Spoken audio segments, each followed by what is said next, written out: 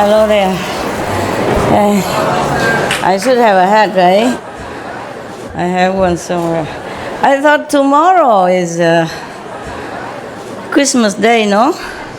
Why you wear hat already tonight? I have no idea. I was going to wear, but I thought we save it for tomorrow. Tomorrow I wear it to make up, okay, huh? Make up for today. How are you? Yeah. 大家好。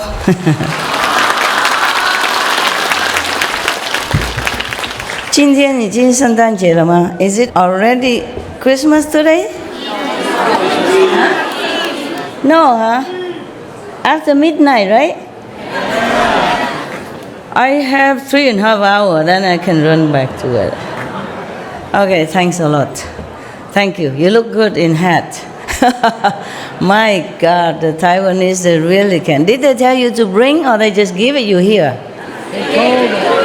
Wow, how can they buy 10,000 hats in one day?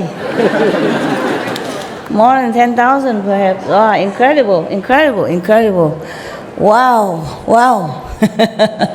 Wow. All these are nuns? Yes. Wow. Omitofo. Hare Krishna. You are monk, you can sit up here, love. Monk, missionary, you can come up, sit here. Yeah, are you a missionary? No, then you sit there. Only for monks and nuns. Just to respect their wish to be alone. You can sit on there, it's softer and warmer. You left everything at home. At least you can have a little comfortable here. If it's you, you would want to be comfortable. So just make them comfortable as you are. You should do everything just the way you would like it for yourself. It's so simple, my God. Huh? If you're uncomfy, you can also come up and sit a little bit higher. If you have a cushion, it's good. You should take care of yourself, okay? Because you are many, I'm only one. I can't take care of all of you, huh? For the elderly, you should take better care. You know why? The monks especially, because they sacrifice all their life for what? You know? For you, or for, at least for themselves, to be liberated. At least they take care of themselves. The elder monks and nuns, they have spent all their lives in asceticism already, okay? The one who really want to practice, want to follow the Buddha, or want to follow Krishna, or want to follow Mahavira, whomever these masters are, they really want to follow this ideal. So in all their life, they already endure a lot to reach God, whether they have reached or not, but they have done their best, you know, everything they've done according to the ideal, okay? So we, especially the elder monks and nuns, you know, they have been enduring all their lives already, so it's better we take care of them. When we were younger, we're invincible, yeah? And when we're older, it's more difficult to adjust to different conditions. I keep telling you all the time. Yesterday I want to tell you something, and I tell you now before I forgot. I just say something, remember, like in the white magic? Because you were talking about trees. Remember that somebody touched some trees here, and then he felt the vibration, you know, whatever that is, the blessing or the response, the love, whatever he felt. The tree, and he called that maybe Buddha tree. Yeah, all the trees are Buddha's tree, or magic trees. If you have respect for them, they respond, and they help you also, yes. I remember some other people will come and talk to the trees and all that, and have a wishing come true, their wish come true and stuff like that. Because, remember last time I told you the story about the kusha grass, gods, yeah, there was Shakyamuni Buddha, one of his reincarnation. You were not there. Oh, you forgot already. All right, so simple. Every grass, you know, like big maybe a group of grass, every tree has spirit of some kind that dwell in it. Yeah, take care of the tree, or that is their dwelling place. They are assigned to stay there, and that's their home. Yes, and they do bless the surrounding as their job. Just like police or something, he's assigned to some special station and give him a motorcycle, something like that, to work with. Now, trees, they do have their magical power, their healing power, loving power, and they do help you with advices and all that even, but you, the deaf, don't hear nothing, see nothing. Yeah. So one of your brothers touched a tree and then he felt something from the tree. Now you know what I'm saying is true, yeah? You heard it yesterday, right? Now you know, at least you, the one who experiences, know that what I told you is the truth. I tell you the truth all the time. But at least that, in that aspect, you know one truth, okay? We sometimes don't believe the Master until we experience it ourselves. Never mind, I'm very patient, okay? Very, very, very patient. I wait for you eternally until you know it yourself. Now, the trees and the grass and the plants, they all have their blessing power. I even told you that in Cancun.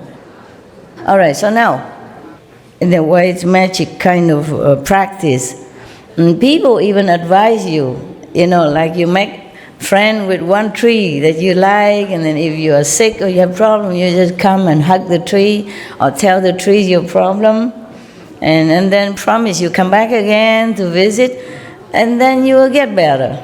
Yeah. Please don't hug all my trees, because too many of you, the tree is already feeling scared. Because everybody hugged, then the tree will become like their skin will get worn out. Let them be, okay, huh? No touchy-feely, huh? You are saying already you should bless the trees, not vice versa. Shameless. I'm just telling you, this is some kind of white magic that people practice like that, okay? Yeah. Of course, there are many other ways to practice. It's just because yesterday you talked about the tree, so I want to mention that to you as well. Huh? Okay, now, where were we yesterday? Yeah, okay. The precepts are very important, not only for nuns and monks, but for you as well, if you want to be liberated while you are taking care of your duties in the world according to your karma. Yeah, not everyone can be nuns and monks, of course. It's a very difficult undertaking. It's very difficult. It needs a lot of discipline, a lot of training yourself, a lot of self-introspecting, a lot of sacrifice, yeah, for personal taste, personal freedom, everything, many things. Yesterday, when I given you some cookies or crackers, I say if you're hungry at night, maybe you shouldn't eat a lot, but you can eat a little bit of this to calm your stomach. I was talking to the nuns and the monks, and then one of you said, I'm hungry, Master, hungry, Master. You always hungry when you see my cakes or my so-called blessed food. I was talking to the monks and nuns, because the monks and nuns sometimes they don't eat in the evening. So I thought, okay, in case it's cold here and your time change, and if you're really hungry, eat a little bit of this exception. I was talking to these people, not you. Because you can always go kitchen anytime, after midnight, before midnight, and then take something to eat. The monks and nuns, they don't do that. Maybe because they don't eat in the evening. Maybe because they keep the dignity. I was worried, the monks and nuns, because of time change from their country here, and maybe Here midnight is there, midday over there, or before midday, so that if they're hungry they could eat a little bit to calm themselves, and then they meditate to erase that, whatever is supposed to have, if karma. So yesterday the Buddha have pleaded with the Bodhisattva and Ananda and all these people, saying that you should use your power of transformation and appear to the world in the form of people, in the form of lay person, minister, kings, virgin youth, maidens, and so forth, even prostitutes, widows, profligates, thieves, butchers, or dealers in contraband, and doing the same job like they are doing, in order to lead them to the righteous place, the teaching of the saints. But these people, like the Bodhisattva or the monks, even though they appear thus to work the same as other people, lowlier people or unenlightened people, but they should never say of themselves, like, I am truly a Bodhisattva, or I am truly an Arhat, or let the Buddha's secret cause leak out by speaking casually to those who have not yet studied. What does that mean? Meaning, suppose you already initiated, you have all the instruction given to you how to meditate, and recite the 5 names and what to do, etc., etc. You should never tell that to other people who are not yet acquainted with the teaching and who not even know what the 5 names meditation. Of course, as I told you at the time of initiation, you keep all that to yourself. Same here. Otherwise, if it's not, then why the Buddha say that?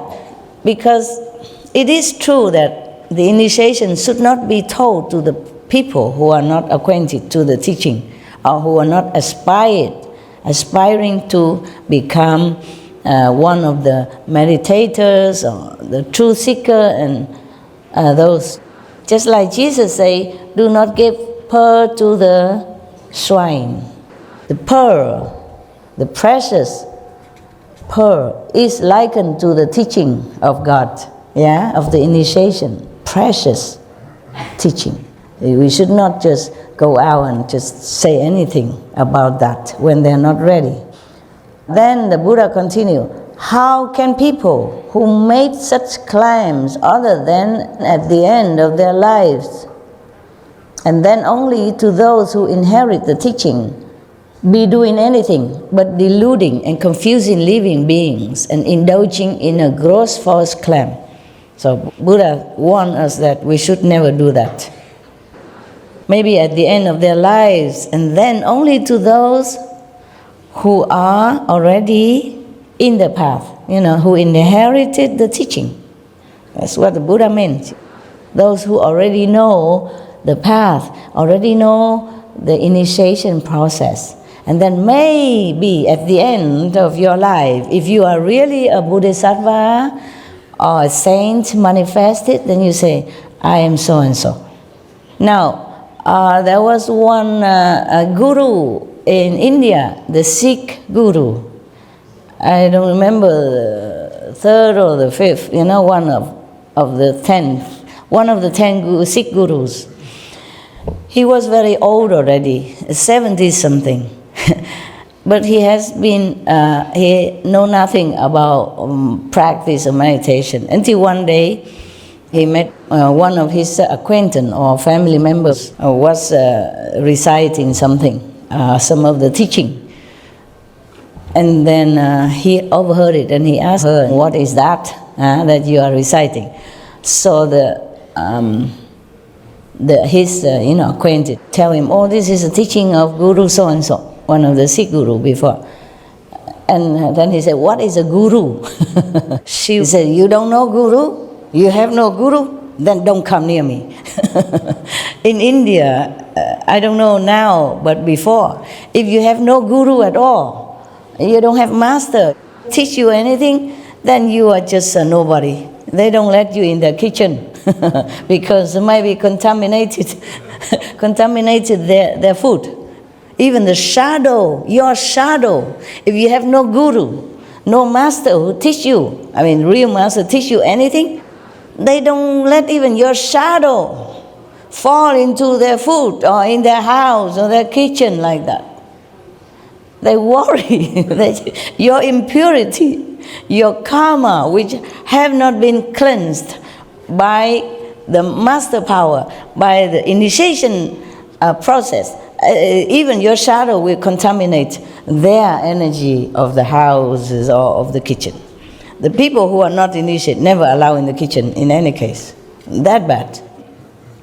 In Vietnam, we also say if somebody has no religion, no religious belief, they say, oh, you are the atheist, the non-believer. That means very bad. Kind of degrading, remark. Yeah, no respecting remark. Yes, because only the people who believe in karma, who believe in bad and good, this is trustworthy, according to the Vietnamese, tradition. Because if somebody believes nothing, don't worry about the bad consequences of his karma, of his actions. That means he could do anything, because he has no principle to hold his action to be in a straight way or moral standard. Then he could harm you without even caring about the consequences. That's why people say, if you're no religious or no believer, mean you're bad, untrustworthy, very scary people. That's what they meant. You understand? Yes. Because if you fear God, you fear karma, consequences, then of course you will always try to do good things, because you worry about the consequences of bad karma. But if you don't know nothing, you don't believe nothing, no master teach you, no religious principle, then you do anything. You see, and then you don't worry. So how can you trust such a person? It's just like somebody in the society who don't care about the law, not worry about the police, or who don't care whatever happened, whatever he does. So he can just go to steal or maybe harming people without caring. It's not trustworthy. That's what it is. So the Buddha say that whoever claim himself to be a bodhisattva,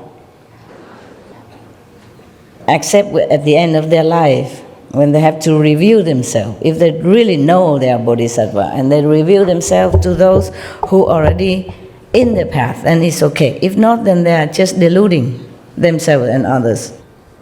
And that's a very bad false claim, which is one of the greatest lies.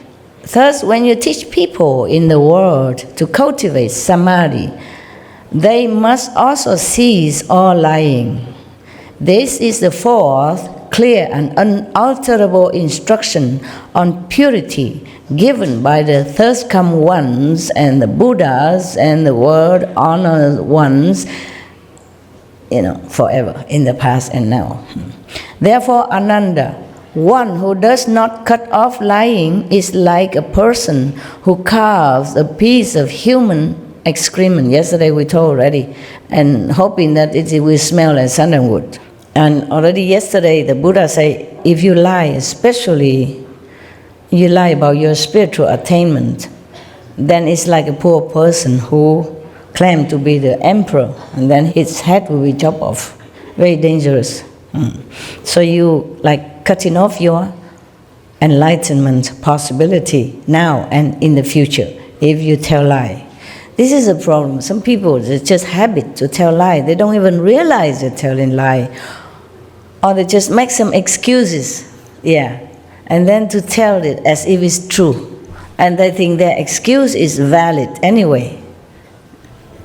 Even though they know it's just an excuse, it's not valid at all. They still say an excuse. And that is also lying. When you know it's not true, you just make up an excuse to cover up your action.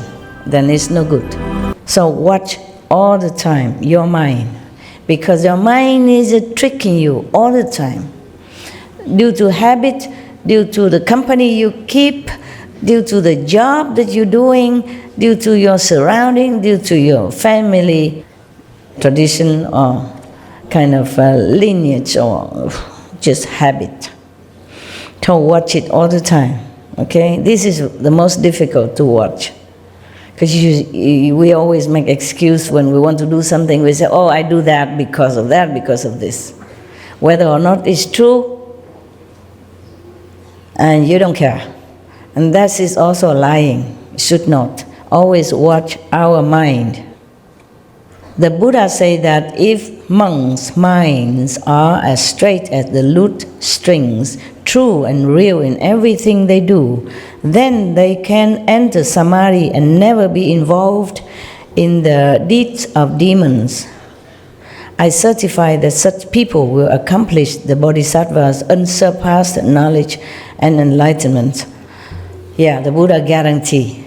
Huh? I told you yesterday, just repeating. Oh, I just forgot the guru.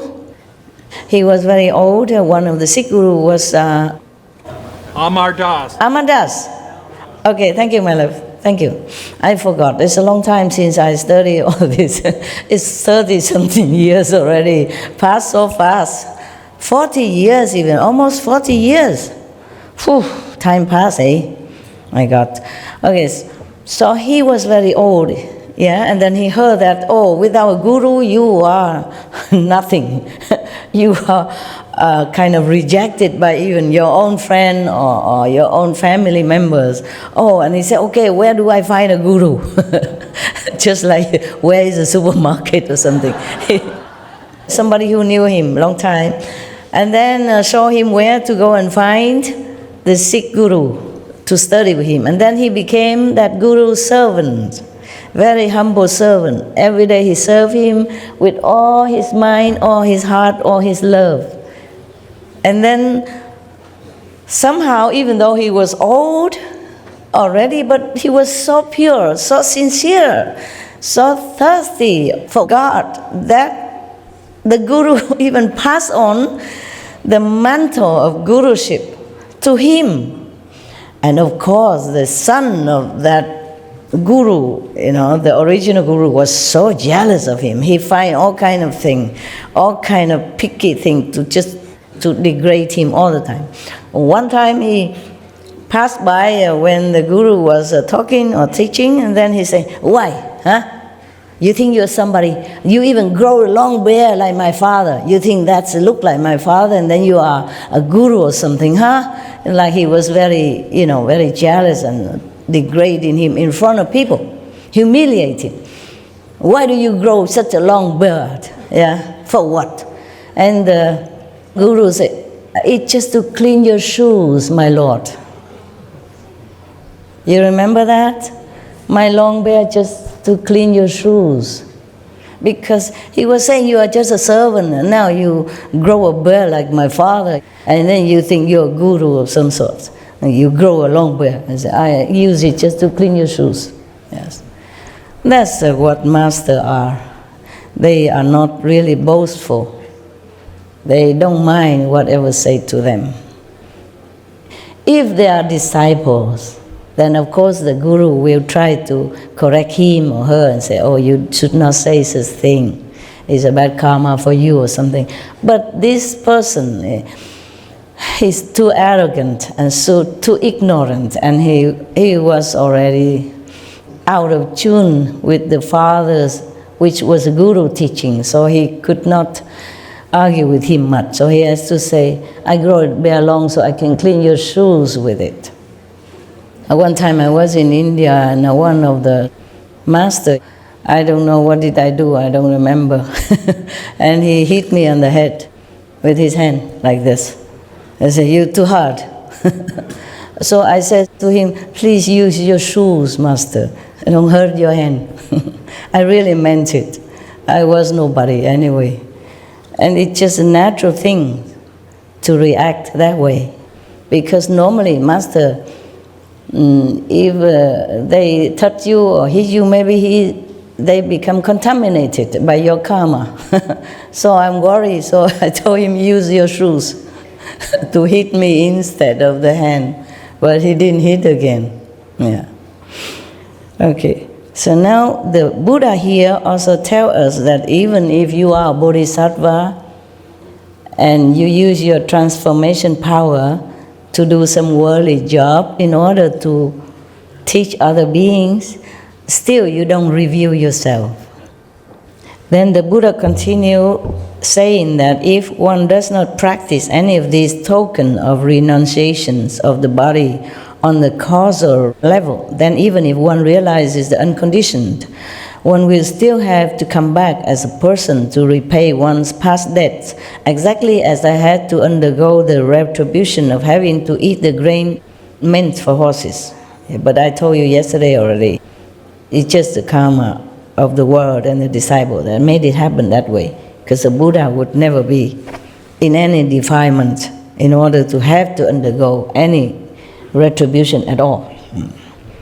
The Buddha has been Buddha for countless of aeons, and he is never defied in any way. He has never any karma. It's just all appearance in this delusional world like that. Because the real Buddha has become just like an ordinary being. He has to go and beg for food, he has to wear the robe, he has to do things, and it's just like any human beings. So it's just so ordinary that people cannot always believe that he's a Buddha or a saint. Even people try to kill him or assassinate him or harm him in many different ways, or even defiling him, accusing him wrong thing. Like one of the women came and accused that the Buddha make her pregnant. And then the Hufa beat her stomach up, and then the pillow comes out. But the Buddha would never say anything. It's just the Dharma God did that, and then the pillow comes out. Instead of any baby inside, just pillows. Yeah, the Buddha has never harmed anyone, even in that lifetime. He just went out, begged for food, come back, meditate, and teach his own disciples, mind his own business. And still somebody want to, humiliate him like that.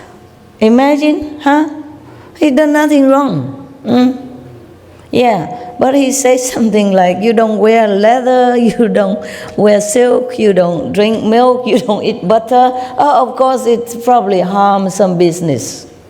And some of these business people probably get angry with him and want to show him up, like that. So it is very difficult to be in a position of spiritual teacher. There's always some trouble waiting for you somewhere. There's always somebody who don't like you, even your own disciples. So yesterday we read all that already, so I skip it. Oh yeah, about the prostitute and everything, and butchers and everything already. Okay, Ananda, you ask about collecting one's thoughts. I have now begun to explain the wonderful method of cultivation for entrance into samadhi. Those who seek the bodhisattva way must first be as pure as glistening frost in keeping these 4 rules of deportment. If one is able to never give rise to anything superfluous, then the 3 evils of the mind and the 4 of the mouth will have no cause to come forth. So just keep your mind, keep control of your mind. Every time something bad arises, just cut it off. Think of something opposite, something more noble, something clean, moral. Because the mind is just something, it's like a habit computer, and it just keep coming out whatever it has received, by the habit or by the surrounding, by the society, by the company you keep. So just keep him in straight line, walk the line. Before I forgot, we should really thank the past masters, monks and nuns and scholars who have taken time to record what the Buddha is teaching after the masters nirvana. And also for the past and present person, lay or monks or nuns who have really dedicated themselves, sacrificed their time and precious health or under any difficult situation to translate this so that I can read it to you. And we have to thank them. And may they be blessed forever by all the Buddhas, past, present, and future. May their merit be immense. May they be liberated forever. Thank you.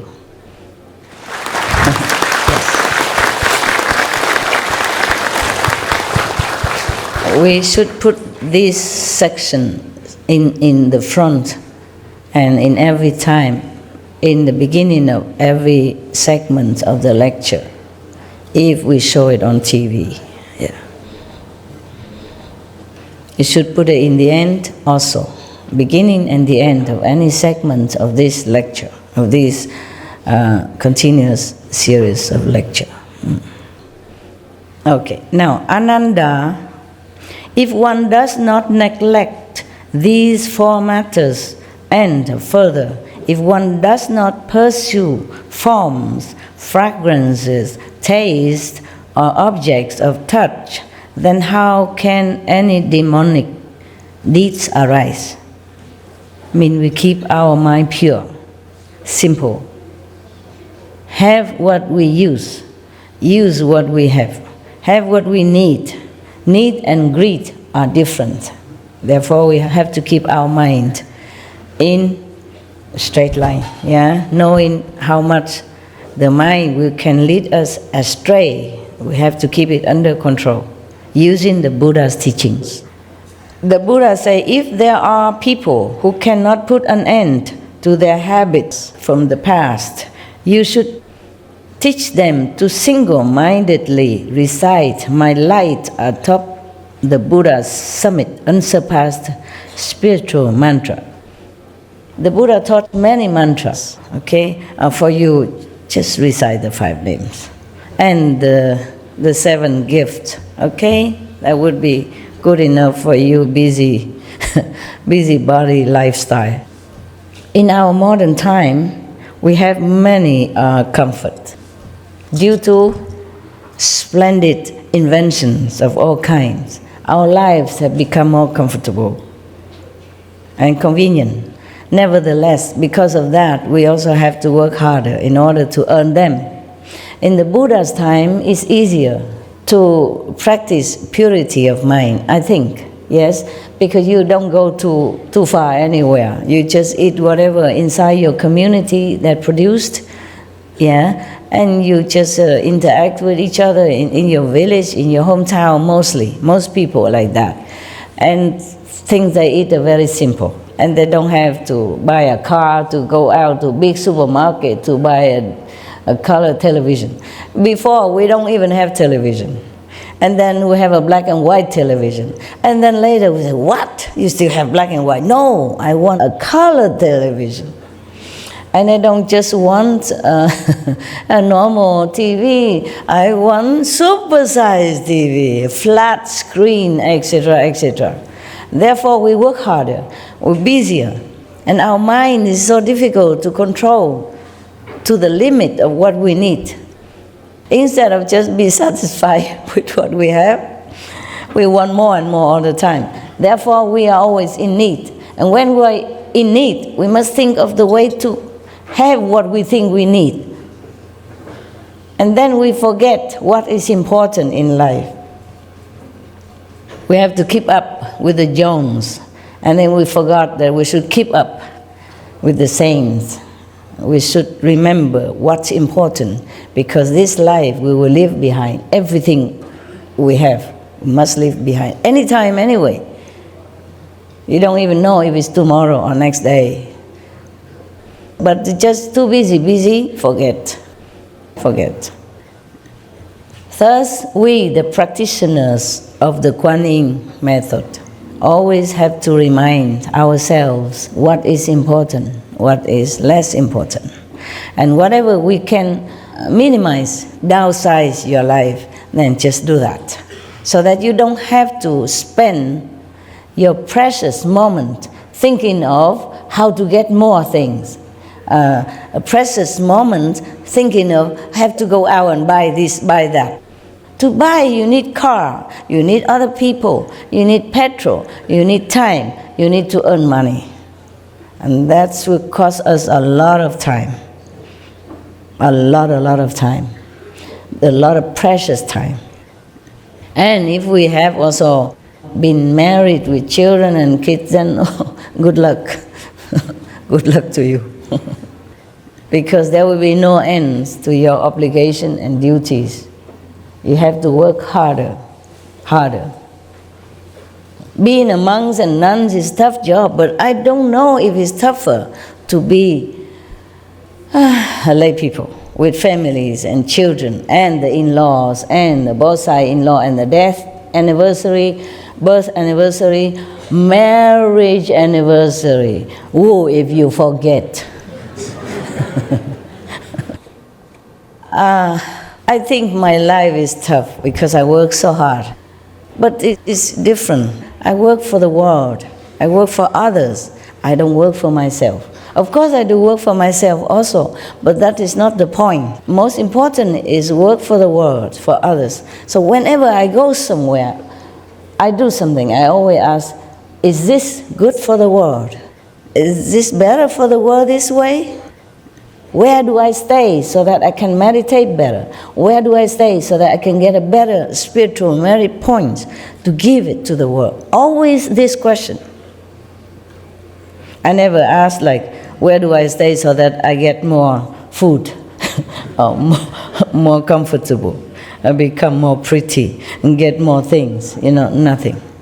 I came here new, like all of you. I have no true a house yet. I just stay in one of the ready-made house. We have many buildings already here before, and all the Buddhas and Bodhisattvas, they resided here before we came. So I just let it be like that, okay? So all of you, the Christian, the Hindu, the Sikhs, the Jain, or the Seventh-day Adventists, the Hare Krishna, do not think that Master is biased with Buddhism. It's not like that. This place has been for Buddhists because the people are Buddhist, okay? They are vegetarian and all that. So they put a lot of Buddha statues, Bodhisattva, Bodhidharma and all that around. And they also have other kind of lesser Bodhisattva, some divas or local gods and stuff like that, but they moved them all already. Their own gods they moved. It's just the Bodhisattva and Buddha already stationary. They stand fixed, they don't move. So we just leave them as is, okay? If I can, I have time, I will invite others, saints, to come to our place. Yeah, because now this place is officially ours. We can have more gods.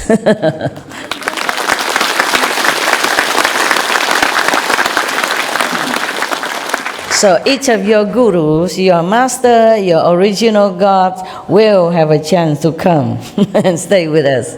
Okay? Yes. So do not think I am just for Buddhists. I told you I don't belong to any religion. I told you many years ago when I first came out, when I was still a little bit somebody, but not much of anybody. I still am not much, but a little bigger than before. Before that, I already told you in one of the lectures, I don't belong to Buddhism or Catholicism or anything. Okay, I belong to the truth. I preach the truth. That's what I said. Okay, it's still the same. Yeah. Nevertheless, of course, I respected all the masters and all religions because they did the same. They preached the same. That doesn't mean that I am just a no-religious person. It's not like that. I just don't want to make another ism. That's why the disciple and even government advised me to make a religion.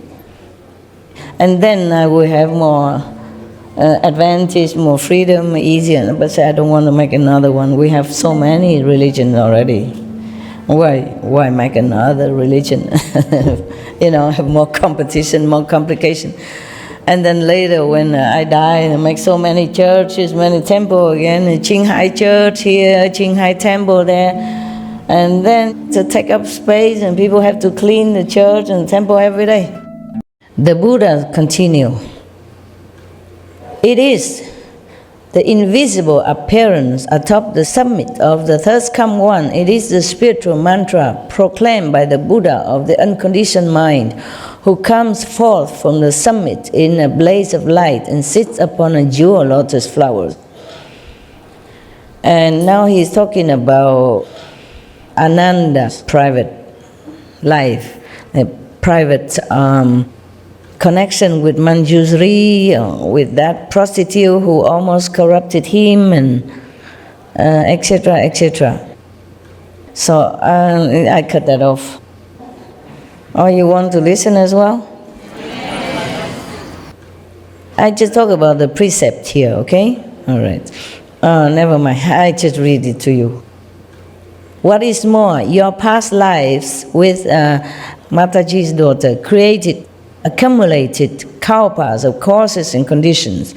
Your habits of fondness and emotional love go back not just one life, nor even just one kalpa. Yet, as soon as I proclaimed it, she was free forever from the affection in her heart and accomplished a hardship. There was a prostitute who was very, very infatuated with Ananda, because he looked very handsome, supposed to. And she always tried to seduce him. And one time, Ananda has to go through her area, her house, in order to go for alms. And he has to go to her house to beg for alms. Because the Buddha don't let any monk go to the same place all the time, in order to avoid attachment, and discrimination between the rich and the poor. Because Ananda sometime before that, he always went to the poor people to beg for alms, because he think like this he can give merit to the poor, because the poor people need more merit than the rich. Therefore Buddha said, no, you don't do that. You just go every house with the same love, with the same blessing. You cannot discriminate and just bless just one type of people. Therefore, that day was Ananda's turn to go to different areas, including the prostitute's house. And this prostitute, she has been waiting for a long time for Ananda. And now the Buddha explained why. They had affinity with each other in kalpas, aeons already, and has always have return and return like this. This life is the same. But after the Buddha has explained all this, she became arhat. She also became a nun, and compete with a nun who is more enlightened, who is faster to get enlightenment. That was like that. It doesn't say here, but just I know that from other sutra. Okay, There's something maybe that some of you don't know. Why are you clapping? Because of the calendar talk? Because of my teaching. Oh, I just copied from the Buddha. Because of your teachings, Master. All your information benefits us spiritually and physically in the world. Thank you so much. Thank you. I just have to explain a little bit more so that you know the background of this situation, why the Buddha. Originally, I want to skip it, remember? This is his private thing and all that, but I thought, never mind, I just read it. I thought I would read it, quick, but then I remember this story, and then I begin talking. Habit dies hard. I just have to tell you what is what. Okay then, now, so she has accomplished a hardship, this so-called prostitute. That prostitute, the Buddha continued, that prostitute who had no intention of cultivating before she met Ananda, she always wanted to wait for Ananda to trap him. She was imperceptibly aided by that spiritual power and was swiftly certified to the position beyond learning. She's gone so fast into the spiritual elevation, beyond learning. Means she already too enlightened. These people no need to learn anymore. Yes. Then what about you, sound hearers in the assembly, who seek the most supreme vehicle and are resolved to accomplish Buddhahood? He asked, question mark. For you, it should be as easy as tossing dust into a favorable wind. What then is the problem? The Buddha man looked at the prostitute. She had no intention to practice any spiritual thing, any teaching, nothing. She was a prostitute even. It's a kind of opposite of spiritual way of life. For example, like that, the people look down upon prostitutes, they think they are nothing, they have no moral, no understanding, no concept of a decent life. In any country, people look down upon prostitutes. Even in such a free country where prostitution is like a professional job and is illegally practiced, still people do not think well of prostitutes. Therefore, Buddha said to the assembly of monks and maybe others, Deva and Dragon and lay people, he said, she has no idea of spiritual practice, no intention. And after I explained to her, with my power, she became Arhat. I mean, not immediately like that, but she intended to become a nun right away. And she ran to Buddha because Ananda, he almost succumbed to her charm. And then he prayed to the Buddha, please help me, Master, help me. Because she was already pinning him down like on the bed or something, and she was beginning her job, and he was already almost gone. But then he remembered the Buddha, said, please help me, please help me. And then the Buddha used his transformation body or sent somebody. And then Ananda immediately can escape, or awaken, like as if from a dream, and then he ran back to the Buddha. And this Mantaji's daughter, the prostitute, run behind. So she was running after Ananda, and both of them arrived in front of the third come one. And then she said, give me back my man. I want him, I love him. Return him to me. She complained to the Buddha. He already mine. Why you take him back? Give it back to me. Okay? And then Buddha said, okay, calm down. What is it about Ananda that you like him so much? She think about it. Said, I like his eyes. Yeah. She couldn't say anything. It's too much in love, too much, very already too intoxicated in her physical desire and love for Ananda. This is because of karma in the past lives. You see that? Okay? She cannot help herself. She cannot. Of all the men that she knew in the past, and that up to that moment, she cared about nobody. Prostitutes, they do business. They don't fall in love, nothing. But only Ananda she likes. And whom she's in love with? A monk. That's the problem. So she said to the Buddha, I love Ananda's eyes. He said, oh no, these eyes, it's full of, ugly things that come out, the white stuff sometimes come out, the tears running down. And if he's sick, all these pores coming out, you don't want his eyes. So she said, I like his nose. She said, I love his nose. Because the Buddha asked, what's the reason you like him? What is it about him? I said, I love his nose now. He said, no, you don't want, there's all kind of things that coming out, when he blow the nose, this sticky stuff, ugly, you don't want like that. And then she said, I like his mouth. Then the Buddha also continued to tell her that, no, you don't want. There's all this, phlegm coming out sometime, and then the saliva is full of germs in the no, this is the thing that you should not like. And continue further until she has no more reason to like him. Yeah, the ears and whatever. She said the Buddha just flattened it out for her. Then after a while, then she realizes it is not truly a favorable thing. this kind of physical, sexual love. So, okay, then she asked the Buddha to accept her as a disciple. She awakened, and then to become a nun even. And after that, she became Arhat in no time. She competed with Anand to see who is faster become Arhat. And she became first before him, supposed to. Yeah. Yeah, all right.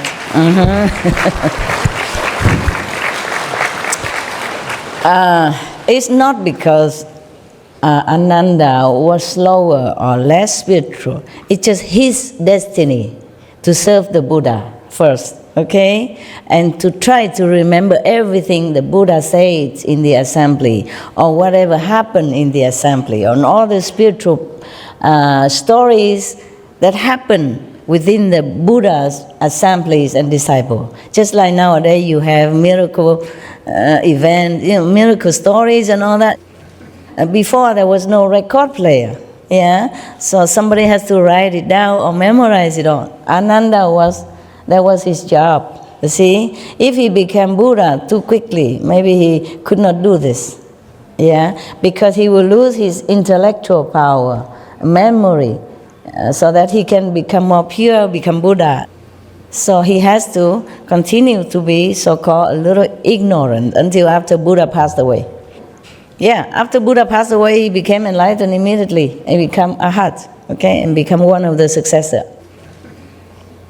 I was telling you that whatever good for the world, good for other people, then I would do it no matter what. So I'm just new like you here, and I forgot that. I totally halfway forgot. Now I continue that. Buddha, please wait, I come back to you. They have prepared for me a room, on the second floor. More comfortable, of course, with aircon. It was a VIP kind of room. And they put some of the thing I need already there, But when I first came here, immediately I say, I don't stay in any of these rooms. I stay up on the roof. Just put me a tent up there, and I'll be fine. I like it, okay? I like a tent in the open air. And put me a kitchenette there with something in case I need to have sometimes I don't like solid food, I just want to cook a little soup, rice soup or something. So that's what I did. But then they continue working until before we begin our retreat. So I had to put up with the second floor of the room, okay? And then it becomes so comfortable. After you live there for a few days, you have aircon, hot, cold, whenever you want, and ensuite bathroom, toilet, and everything already put there for you, special shampoo, and special conditioner, and good smelling soap. Oh, it's already nice, and bubble bath. Then I continue to stay. I didn't want to leave. This morning, I forgot, and then I asked the heavens again, okay, I'm too tired to check it out. Tell me, is it still better that I go upstairs, better for the people, or is it better I continue to stay here, which is comfortable? I didn't ask for it, making an excuse for myself. I didn't ask for people did it for me. You see, I did not ask. So is that maybe heaven's will that I should stay here? Comfort. Because upstairs on the roof only a tent, a big tent, with a table, to work. It's actually like like an office, and a sofa, okay? No aircon, just maybe a heater, small one, or empty, okay? And later on, I came back and I saw the mosquito screen all around. It's like a room again. I said, oh no, terrible, I don't want that.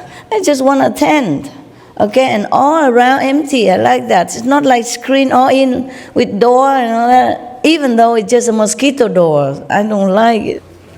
And this is one more excuse for me to continue to stay in the comfortable aircon, already made, all the clothes, beautiful hanging. Easy for me to do anything, so easy. So another excuse to stay. That's why I keep staying a few more days, and I didn't think about the roof anymore. Besides, they took away all my kitchenette stuff. Another excuse. Okay?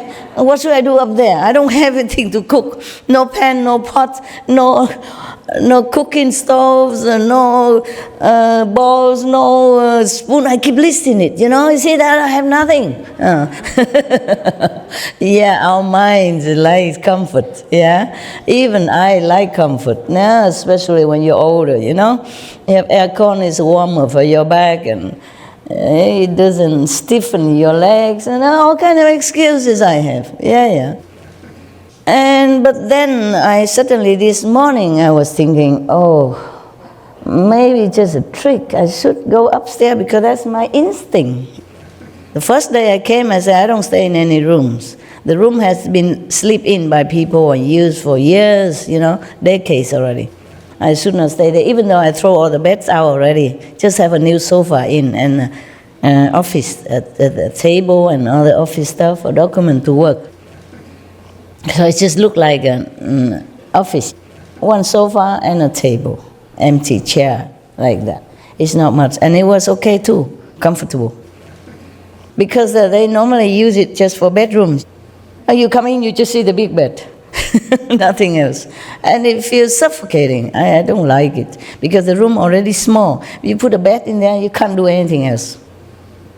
Even you put a chair or something in it, it feels too crowded. So I throw all the beds out anyway already, and it's more comfortable.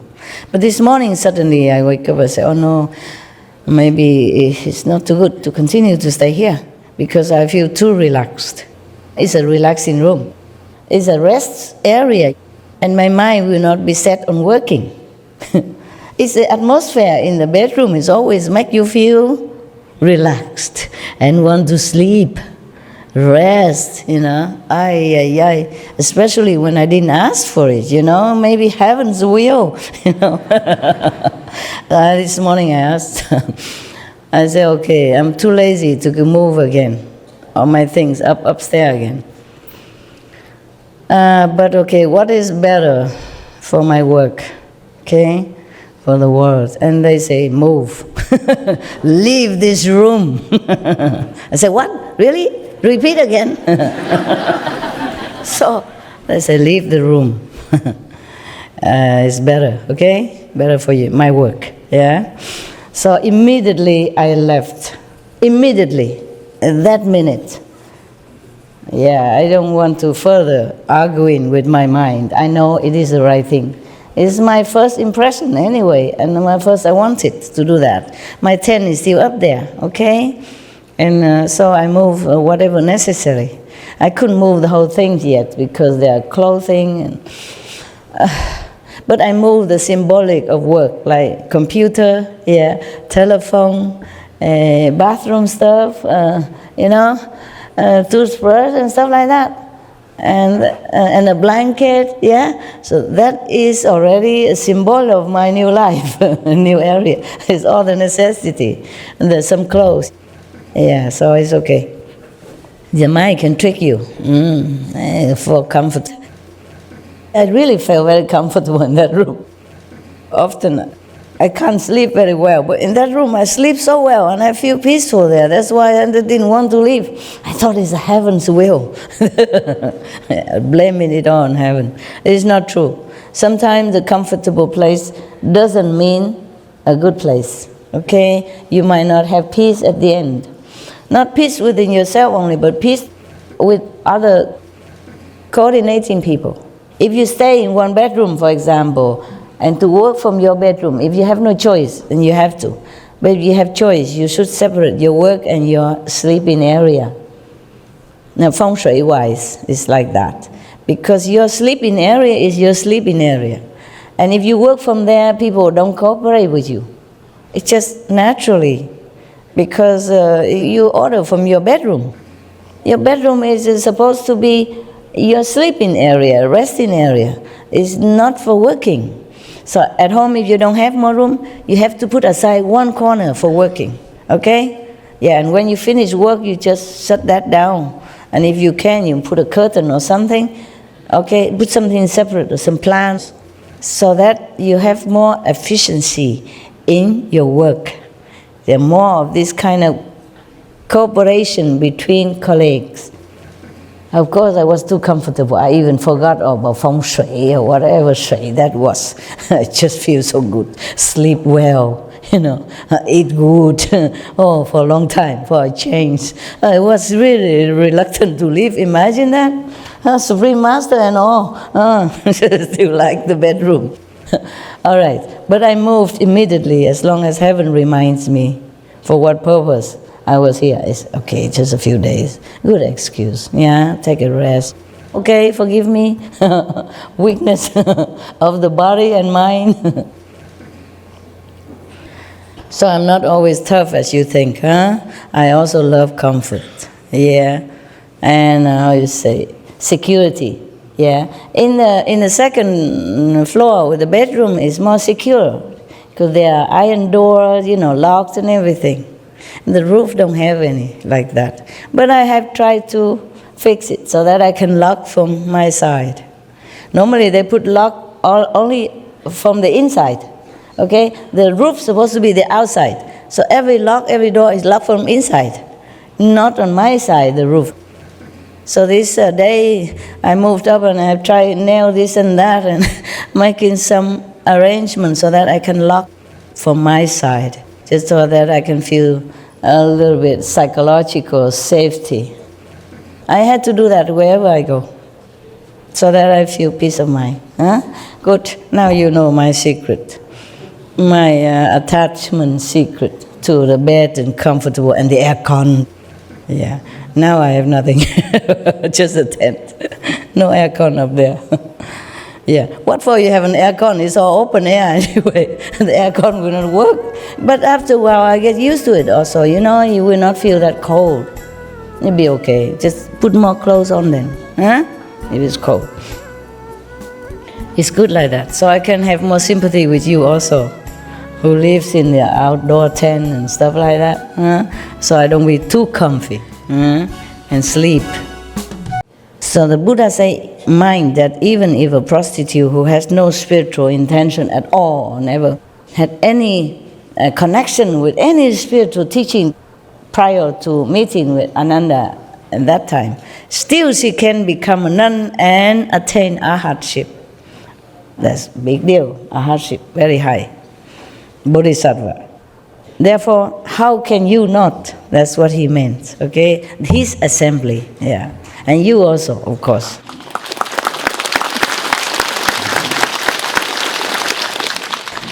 The Buddha continued. My God, has nothing to do with the precept, and I keep talking, huh? And you don't stop me even. Huh? You're supposed to stop me when I blah on. Enjoy my attachment to my bedroom. enjoy my weakness, yeah? I confess to you and you enjoy. All right. I hope I don't have any more of this story to tell you to enjoy. That was my weakness. I also love good food. Yeah, I love Indian chapati, roti, and this fresh chutney, they made it with all kind of spice and flavor. When it's fresh, it's like heaven. The chutney you bought from the shop is nothing compared to that.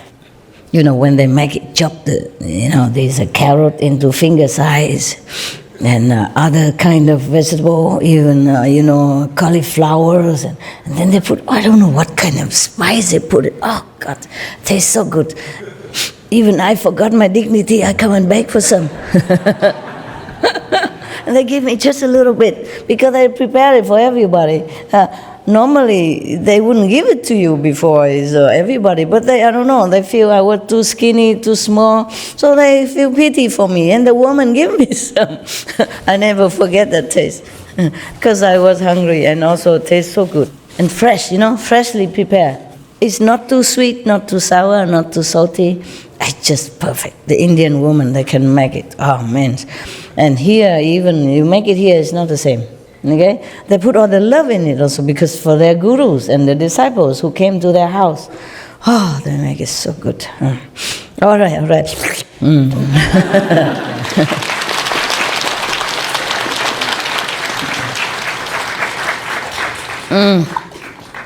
I don't look like a nun or monk anymore, but I really ate only once today. When you eat only once a day, you're not as hungry as when you eat more times. It's funny. The less you eat, the less appetite. The less you eat, the less you want. If you eat breakfast already, then lunch and dinner taste good. But if you eat nothing in the morning, nothing else, then the meal you taste, no matter when, it don't taste as good. Therefore, you don't even eat a lot. You don't feel such a tasty like as if you had your breakfast first, and then many hours have lunch. If you have no breakfast, you just eat, but you don't feel. It feels okay, but not no big deal. Now, the Buddha continue, and those in the final age who wish to sit in a bodhi manda, meaning sit in the meditation, the enlightening meditation method. Sit in that way, not just sit, but really have a purpose, a method, a goal, and a truly deep understanding of why you're sitting. Otherwise, you just sit, no use. There's one more advice for you. If you want to sit longer without moving much, you have to sit full lotus. I cannot do it here because it's not very favorable here. If you sit in a full lotus position, you can sit longer. Although it might be uncomfortable at first, but after a while you get used to it. See it or not?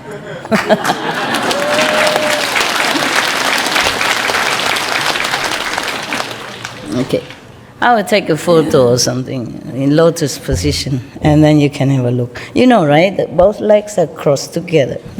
It's a little hard at first, but you get used to it. Not because of sitting in lotus position you will become Buddha, not like that, but you're more stable. And even if you meditate this way, you will not fall.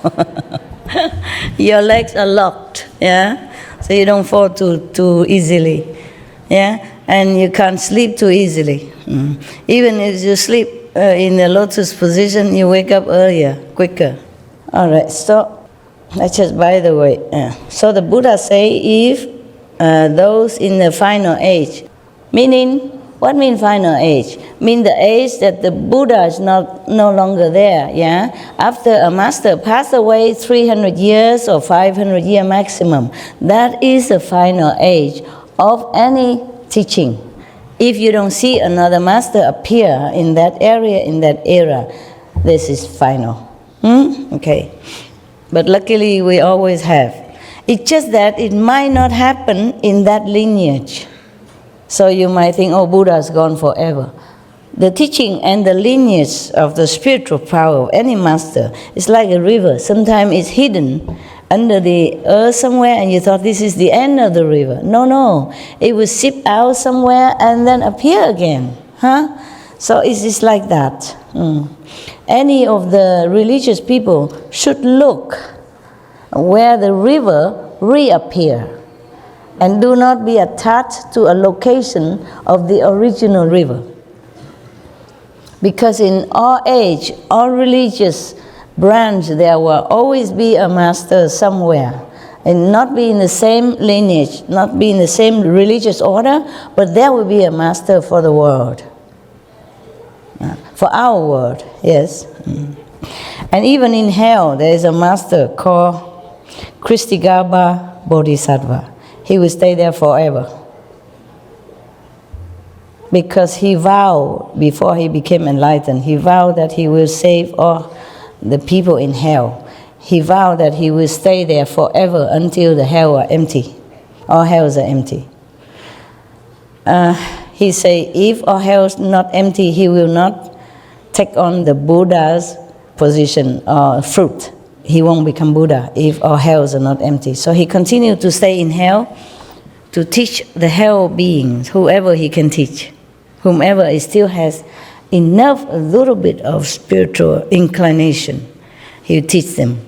And then slowly he bring others also to the understanding of the truth. And then continue further teaching, and then release their karma or Because of that, their karma will be lessened or cleansed, and then they can reincarnate as a human being or a diva or asura, and then continue further. Yeah.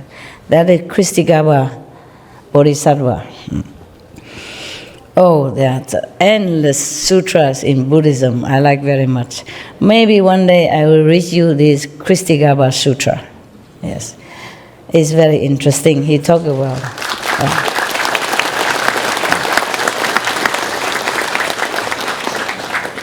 When I first became a nun in Taiwan, and one of the temple, because we met where I took the precept, so they invited me to their temple. And the monks and nuns, normally, many of them, they go out to recite the sutra when somebody dies. And their relatives invite them to come recite sutra to help to liberate the soul of the dead for 49 days. Or some days at least, yeah, some weeks. And these monks and nuns also do that job, and they also asked me to come along. I also came. Of course, at that time, I cannot recite this sutra in Taiwanese, but I recite Amitabha Buddha for them. It's fine. And they recite theirs. I just recite quietly, and the 5 names, yeah, at that time. And later I saw they cook with chickens and ducks and porks and stuff like that. So after their session, I called the monks and nuns in the temple. I called them and said, this is no. You have to tell the people who don't understand that in the Kristigaba Sutra, they call it Ti Chang Wang Pusa, means the earth store bodhisattva, the one who vowed to save all hell beings before he became Buddha. That means forever, endless in this world. There will be always someone in hell. If nobody can save them all, then it's like that. I said, this is no. If you go to recite sutra to somebody who died, you have to tell them, no meat, only vegetable. Otherwise, the soul of the dead will be having bad karma. Maybe have to go to hell for that. Or maybe delay, cannot go to heaven because of that. Maybe delay of liberation, depends. So you have to tell them that. It says so in the Kristigaba Sutra. If any dead person, the relative kill or offer meat and animals product in the name of the dead will be in trouble. Bad karma and may go to hell, may suffer more.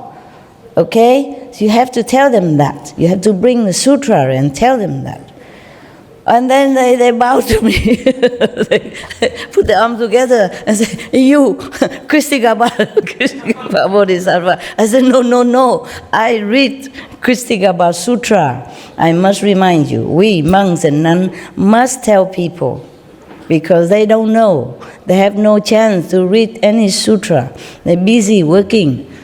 And they just go Buddha temple, bow, put some fruit and then take it back and eat. They never have chance to recite sutra.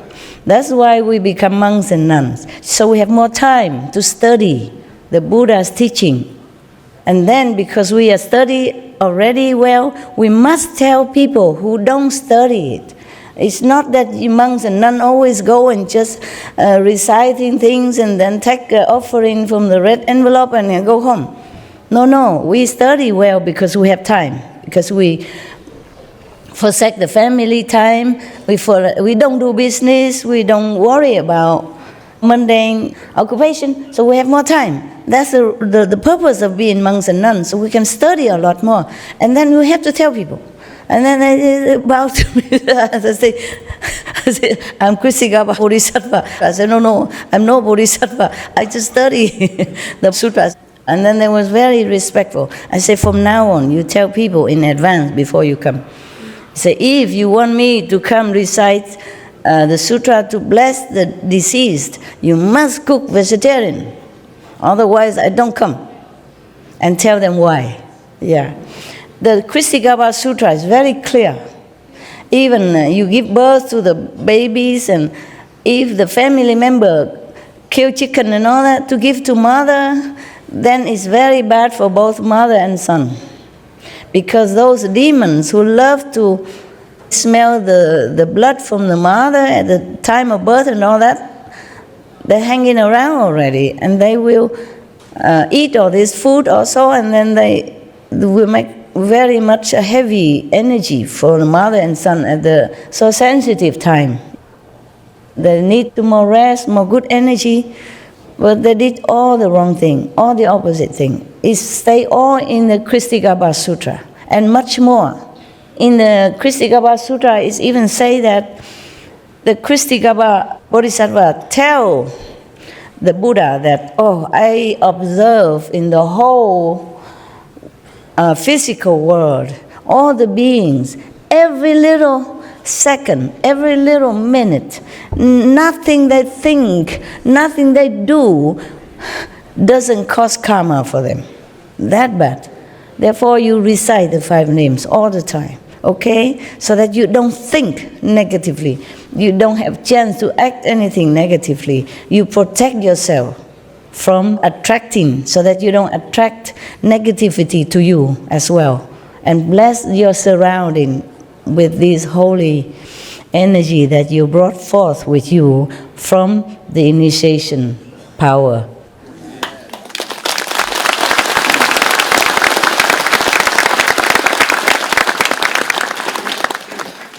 So the Buddha say, those in the final age who wish to sit in a bodhimanda, enlightenment meditation, enlightening meditation, must first hold the pure precepts of a bhikshu, of a monk, okay? To do so, they must find as their teacher a foremost shramana who is pure in the precepts. You mean some of the monk-like, yeah? If they do not encounter a member of the Sangha who is truly pure, at least somebody like a lay person but take precepts, okay? Because Buddha has different precepts for different kind of disciples. 250 precepts, okay? But of course some of them are light precepts, so you can can modify it a bit. Like for example, in the Buddha's time, the nuns and monks take shower only every 2 weeks. That the Buddha said you can modify it. He told Ananda like that, okay? Many other are more strict, yeah. Some I cannot tell you because you are not a monks and nuns, okay? I just that is a simple, I can tell, but many more I cannot. Or like if you eat in the assembly, you take from public kitchen, food or offering, you don't cover the vegetable with rice, or you don't cover the rice with food. Meaning you just do proportionately what you need. Because sometimes if you like more vegetable, okay, then you try to cover the rice so that people don't see how much vegetable you take. Or you don't try to cover the vegetable on top of the rice so the people don't know how much rice you take, because you love that kind of rice. Rice is not always white rice. India, they have delicious rice. That's why. You understand? Yeah. This kind of precept, the Buddha says some light precept you can modify like that kind, okay? Further, I cannot tell you. I'm not allowed to. You're not allowed to hear the bhikshu, monks, nun precept if you are not monks and nun. Because if you know it, you have to keep. Also very difficult. Many precepts are difficult for lay people, okay? Because the monks and nuns, they're not supposed to have any man-woman relationship, for example, like that, yeah? So there are many precepts for that, and you can't keep it. It's difficult. It's very detailed and sensitive also. I can't tell you. You should not know unless you want to become monks and nuns officially, and you take the precepts and hold it, okay? Yeah. Keep it. But right now, you keep these 5 precepts that the Buddha explained. That's good enough, okay? And the 5 names and the gift, if I have given you, okay? That's secure you to go to heaven, all right?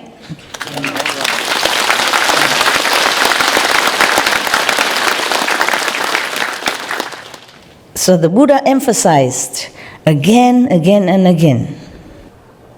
So the Buddha say, in the final age, mean when the Buddha already nirvana, if anybody want to follow this kind of meditation, that he passed down to his successor, then they have to find the teacher, a foremost shamana, is somebody lesser than monks, but keep the pure precepts. Like the monks and nuns, they have 250. And the one who take bodhisattva precept, maybe 10 precepts, but have to keep it very purely, 100% pure. And the other normal 5 precepts. Therefore, the Buddha said you have to find somebody, foremost one, to keep the pure precept, like the 10 precepts. Okay? All the 8 way of vegetarian, like last time I explained to you. Then that person can transmit the Dharma to you. Just like now, some of the residents can transmit the initiation to you. Why I am still alive, but don't have to be present at the initiation place. And then the Buddha say, if they do not encounter a member of the Sangha who is truly pure, then it is absolutely certain that their deportment in precepts and rules cannot be accomplished. So that. If you want to practice, for example, the Kuan method that the Buddha transmitted, you have to find a pure monk or the pure bodhisattva layperson to transmit it to you. Otherwise, it's not valid. It doesn't help you, okay? It doesn't work. All right. Now, after accomplishing the precepts, they should put on fresh, clean clothes, light incense in a place where they are alone, and recite the spiritual mantra spoken by the Buddha of the mind 108 times. The one that the Buddha tell you. Actually, in many sutra, there are many mantra reciting by the Buddha, okay? Hey, guy, you cannot see me very well, huh? Some of you, huh? Yeah, poor thing. What to do? If I stand up, then the people behind don't see me. If I sit, then the people in front don't see me. Yeah, this is the life we have here, okay? This is not perfect, yeah? But you are perfect.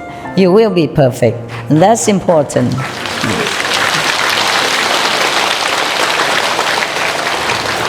The world can be perfect or not perfect, but we should be perfect. That's important, okay? Right.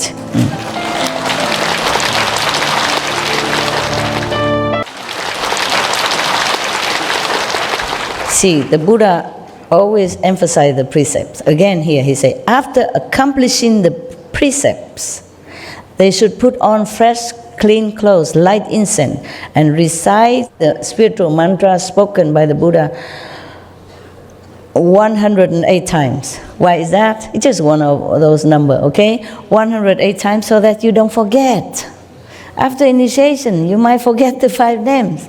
Just go somewhere, recite it, make sure you remember, so that every day you continue to practice, so that your mind will be ingrained into this spiritual power already.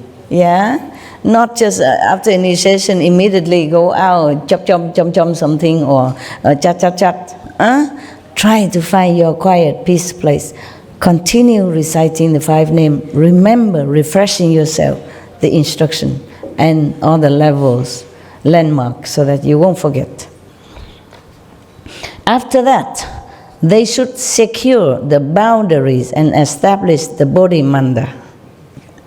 After you remember already, okay, then you must know that when you meditate, you should be alone in some secure place so that nobody see you.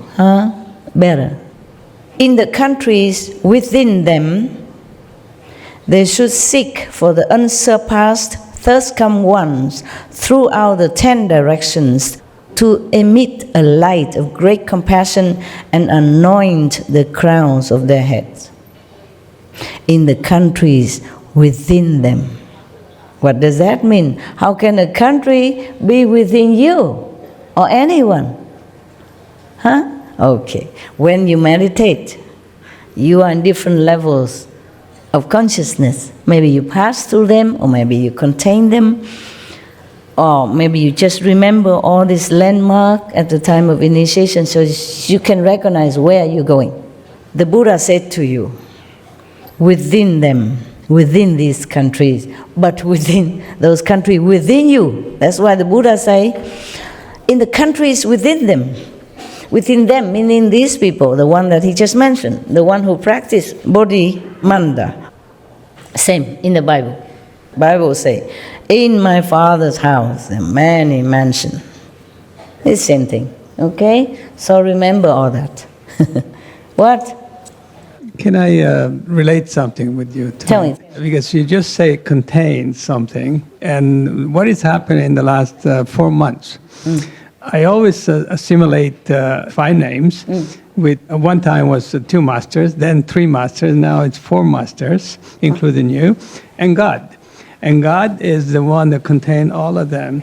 And every time that I recite them, now I am right into that circle myself.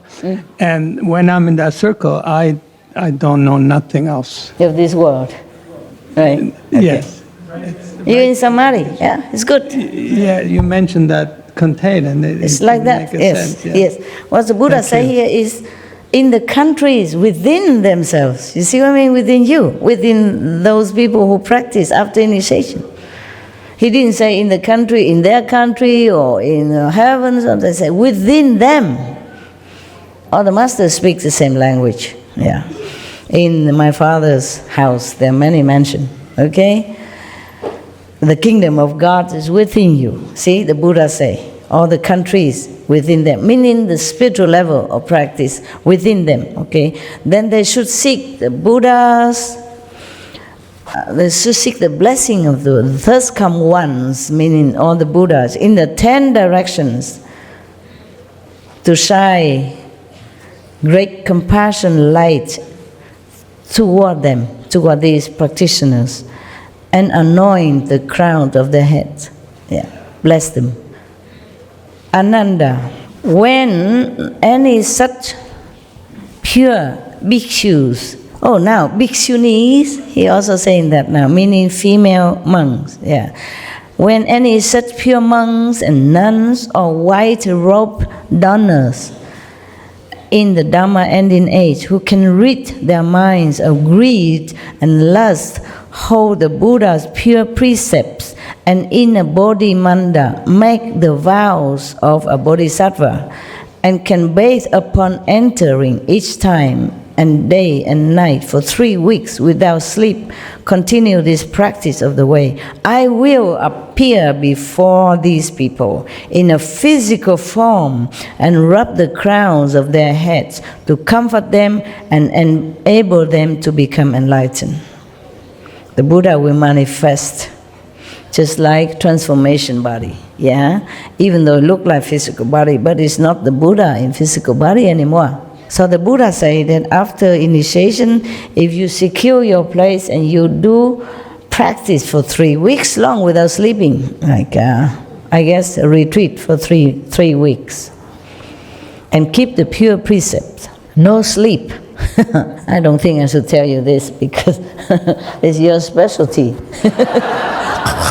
Okay, wait a minute. So the Buddha say if they can do that, the Buddha will really appear to them and help them, rub in the head and help them to become enlightened. What is?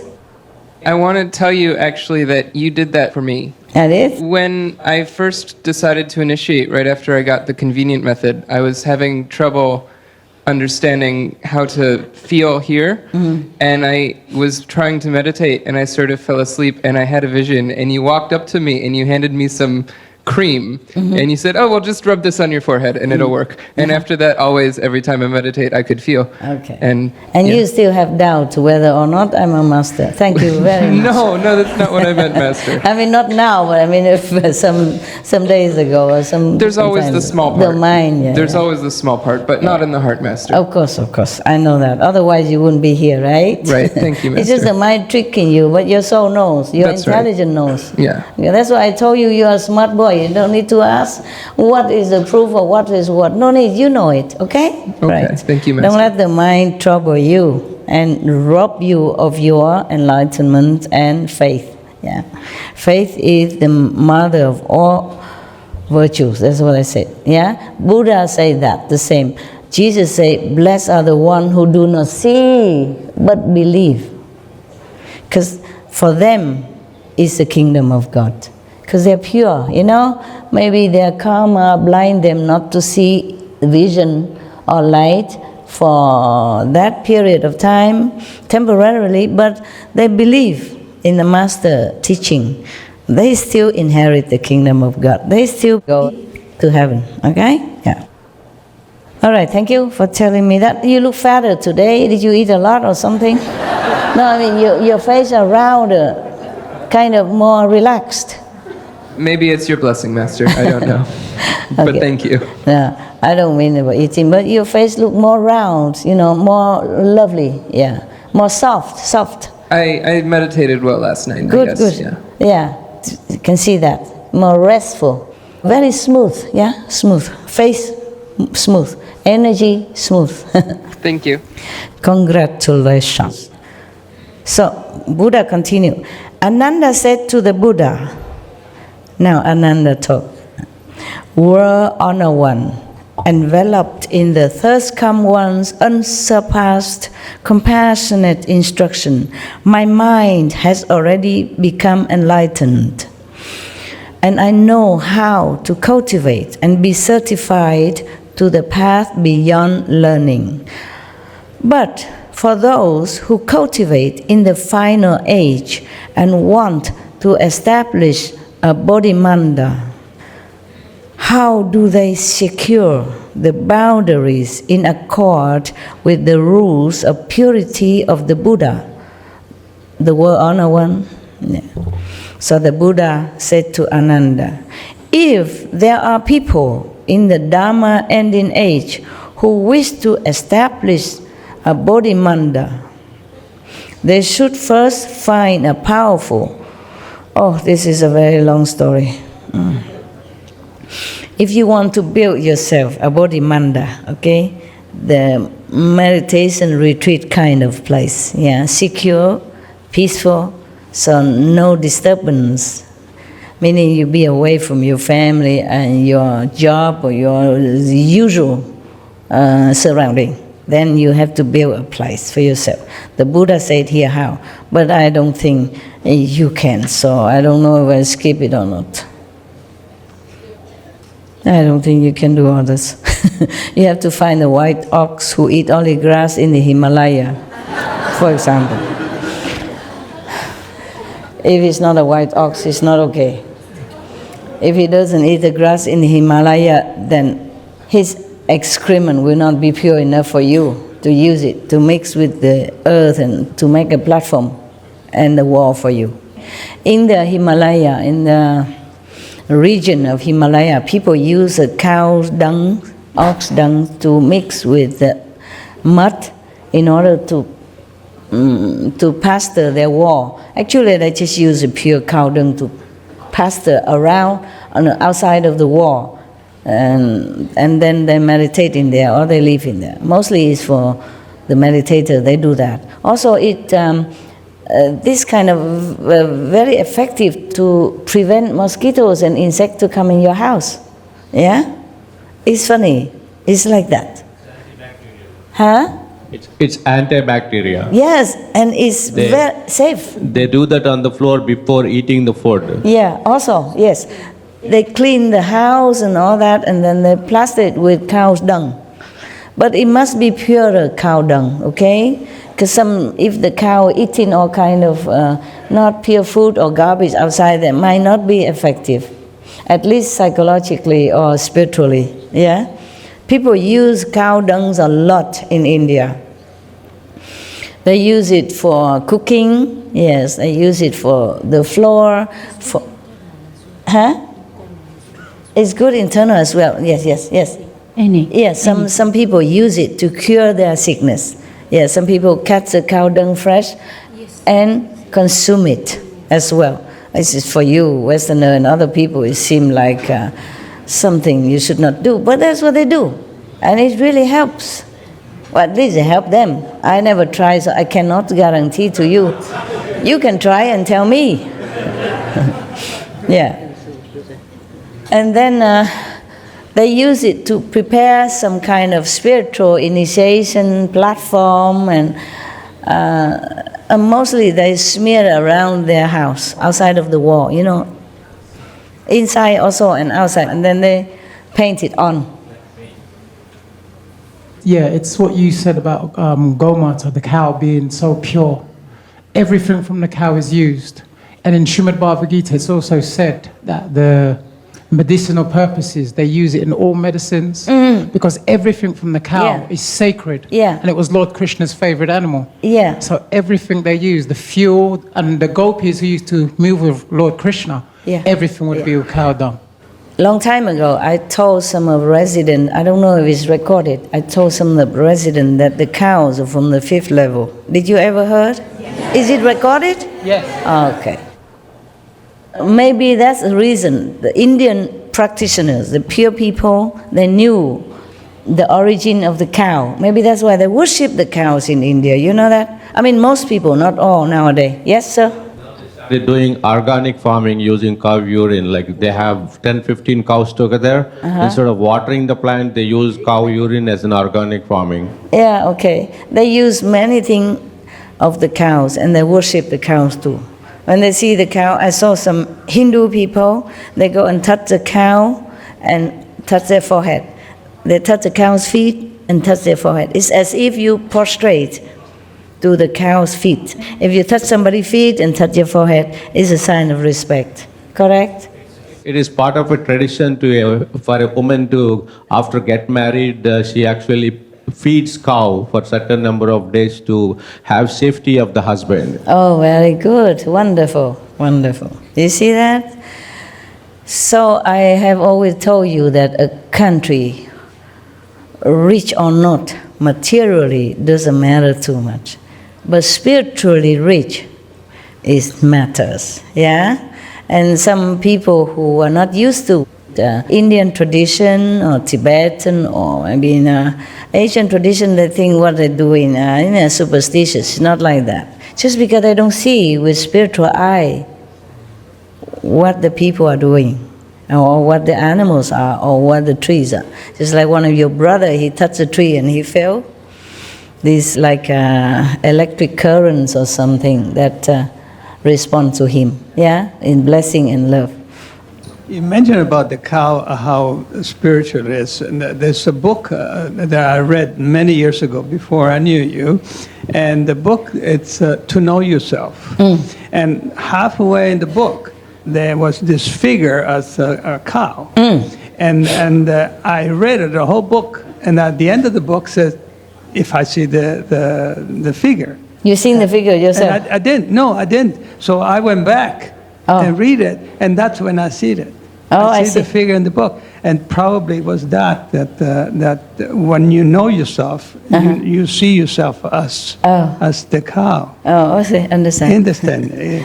You didn't grow any horn yet, so I don't know if you're a cow or not. Okay. So anyway, there are people who know the spiritual dimension of animals or trees, they worship them. And then we, sometimes ignorant, civilized, educated people, thinking, that's just, they worship things, it's not worthy and stuff like that, okay? They worship mountain, river, they all have goddesses in there. The river have gods, the mountain have gods, and they're all blessing people all the time. It's just we don't see it. If you actually see the picture of the cow, there are all the gods and goddesses painted on each part of the body of the cow. That's Oh, Indian tradition. see that? And the government of India is banning slaughtering of the cows, and the government already banned animals Yeah. in the zoo and everything. I saw saw it in some, Supreme yeah. Master TV. Very good. And Supreme Master is donating money to take care of those people who are suffering. Supreme Master donating? Yes, yes. I donate it. Yes. Just You are- joking. you are It's the Supreme same. Master. We donate it. Okay. Yes, All right, $85,000. Thank Yeah. you, Master. It's okay. No. We should. All of us should do that. Okay. Not just Supreme Master TV, but I do what I can. Only one person. All right. Hey. Yeah. Tell. They announced officially that in India more People. will become vegan. Yeah. Yeah. Of course they should. It was very beautiful. Yeah, Just few India weeks is ago. supposed to be a spiritual country. The most, yeah. They should be back to the origin, you know. Originally, they were like that. Yes, Master. Most of the NRIs like me who are staying here, who settled in America, they are doing whatever they could do, like constructing the water tanks and providing mosquito-free zones and electricity. And now it has reached to so many people, and people are not waiting for the government to respond. They are doing whatever they could do. And all the political leaders are also mobilizing NRIs. They're actually coming here and asking money from us and taking their money back and showing the accounts properly. It is done. It's not misused. So there's a lot of change and awareness. Very good. Actually, Indians should do that because Indians are supposed to be the cradle of spirituality. All the masters, mostly from India. And some master went to India to study and then came back to teach their country people. Yeah. There are a lot of Loving Hut restaurants in India, and I was actually doing translation of all these things into my local language, Telugu. So I do not have a job for the last 1.5 years. Oh. So after I started doing translation, I got 3 jobs. Oh. So I picked the one most I like most, and with your abundant blessings, my entire family is initiated, and so we are so happy, and all the problems are taken without even asking your help. So I just want to have a question, if with your permission, I want to ask. My son is initiated when he was 11 years old, Yes. so 12 years old. Now he's 16 years old, and he believes you very much, and he does meditation. And recently he has been influenced by the school. He's going to he's in high school. He's going to college next year. So everything he's thinking in terms of scientific reasons, saying, "Oh, vegan diet is not good. Proteins are not there, and it is because I'm studying well. I'm passing all these exams. It is not because of master, things like that." And my wife is 100% diligent practitioner, and she is having big fight with him, and so we trying You to don't see. supply him with the scientist evidence and the doctor's evidence from America? No, he does all that. He goes to Google and shows me something. I go to Google and show him something. Then, and then the last week, and we had an argument. He got out of the car and he ran away. Then I got to call the police and bring him back, and all kinds of stuff. Oh, let it be. Yeah, should we go easy on him or tough on him? That's what our dilemma is. Let it be, okay? Yeah. Because teenagers, they are Yeah, rebellious in yeah. nature, you know, they hate you for nothing. Right, yes. They do everything against you and they feel cool about Right, that. So yes, let it yes. be, he'll Okay. cool down. Sure, thank you. Okay? It's just sometimes the society is stronger than one family. That's the problem. It's very sad, you know. Sometimes it happens. Don't worry. Let it be, okay? Let me pray for him, meditate for him, share with him your marriage. He'll be fine, okay? In China, they say the society is a big dyeing tub. So we always get in this different color and wrong color. He's actually very good by heart. He does 5 precepts, and all his friends in his class, they take my son's lunchbox and eat vegan food every day. So he feels like he's a hero promoting vegan food. Oh, then it's good already. Yeah, so, Let him be. Let it be, okay? Right. Yeah, he'll cool down. Okay. Ananda, when any such monks and nuns or white-robed donor, meaning the lay people who keep the 5 precepts, normally they would wear white robe when they see the Buddha, okay, to symbolize their purity and devotion to the Buddha.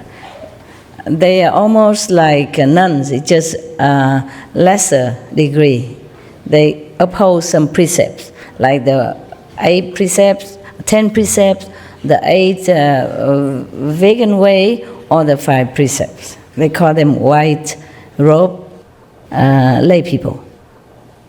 At the Dhamma ending age, who can rid their minds of greed and lust, hold the Buddha's pure precepts, and in a Bodhimanda make the vows of the Bodhisattva, etc., etc. I already read that. So Ananda asked how people will be able to stabilize themselves in Bodhimanda, meaning meditation on the enlightened way. So the Buddha say you have to find the cow dung. You have to first find a powerful white ox in snowy mountains, and one that eats the lush and fertile, sweet-smelling grasses of the mountains. Since such an ox also drinks only the pure water of the melted snow river water, its excrement will be very fine. They can take that, mix with the sandalwood and plaster the ground with it, etc., etc. There's more work to do, but I don't think you need it. I am thinking whether or not I read all this to you. Because you have to find also incense, and you have to, because the Buddha say, if it's not in the snowy mountains, then the ox excrement will stink and cannot be used to smear on the ground. In that case, select a level place, dig down 5 feet or so, and use that yellow earth. Also good. Have to be 5 feet under the surface of the earth. Then the soil there will be pure.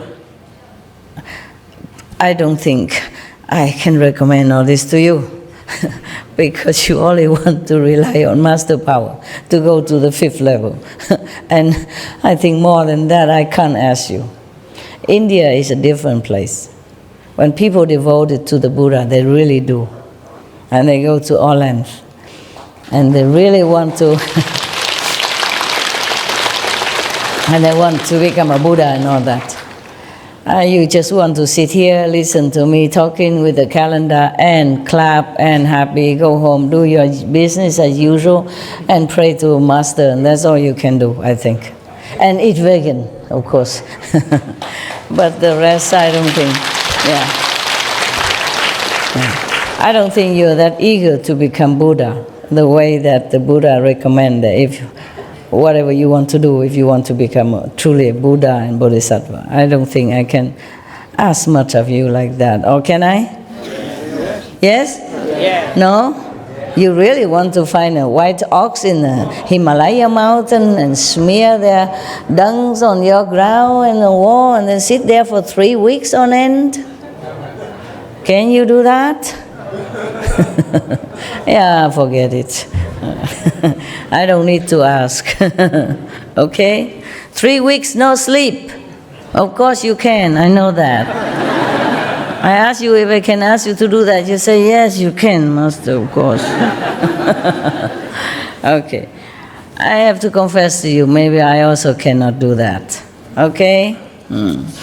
I have different way to reach whatever heavens I want to reach. And this is for the Indian, okay? The one who rely on the Buddha and have to do this and that. In India, we can do that. In your country, maybe to find a white ox already difficult, yeah? Or to dig under the ground, 5 feet underground to find the yellow earth, a lot of them, enough to make a platform for you and make the wall around you to sit there 3 weeks without sleeping. Just to talk about 3 weeks without sleeping, and no ox, no whites, no nothing yet. Can you? All right, then I don't read any further. Oh my God. A lot of work here. Nevertheless, just pretend that you have done all the preliminary preparation, with the white ox dung and with the sweet eating grass and all that first, okay? And just pretend that you have done all that. And just pretend that you could go without sleep for 3 weeks. Okay, now I read further. And have you burned a lot of incense, etc., etc. And then the 4 sides of the wall you should suspend flags and flowers, and within the room where the platform located should arrange on the 4 walls images of the third come ones and bodhisattvas of the 10 directions. If you can find all their images, okay? That is pretend that you already done all the things that you say you can or not can. And then you have to do all that as well. All the Buddha, Bodhisattva on all your walls. And then in the most prominent place, display image of Vairocana Buddha. I don't know if you can find that. And then Shakyamuni Buddha, that you can find. Maitreya Buddha, you can. Amitabha Buddha, you can. In all the magnificent transformation of Kuan Yin Bodhisattva as well, if you can find them. To the left and right, place the Vajra treasury Bodhisattvas. Beside them display the Lord Chakra and Brahma, Akshuma, Blue Diga, as well as Kundali and Bhrukuti, and all 4 heavenly kings with Vinayaka to the left and right of the door. All this because you don't find a living master. You study with his disciple or some later generation disciples. If they still have the instruction in their heart to tell you, then because the living master, meaning the Buddha is not there anymore, you have to do such and such and such and such and such and such and such, then you can also become enlightened, and the Buddha will appear to you and bless you to be enlightened. That is that. So the living master is easier way for you if you can find one.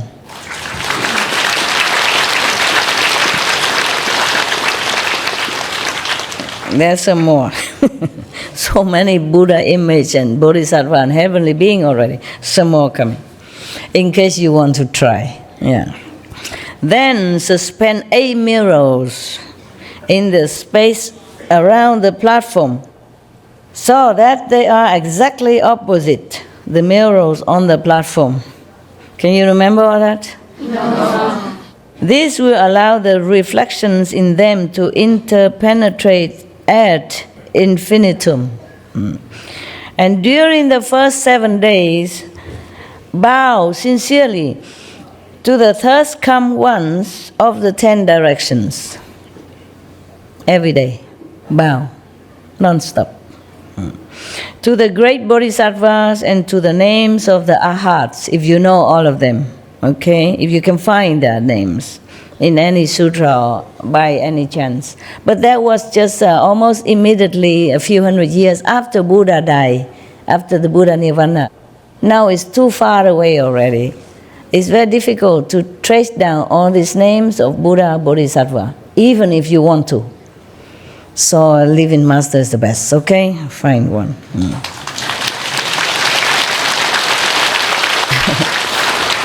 It's just because the living master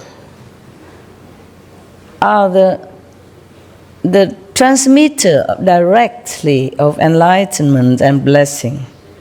After the living master is gone, the energy diminished as days go by, years go by. So you have to find the living pole who still holds this energy of enlightenment and blessing direct from heaven to give it to you. Only if you don't have a lighter, that you have to rub the stones together or do whatever, very hard in order to make fire. If you have a match and lighter, do you still need to do that?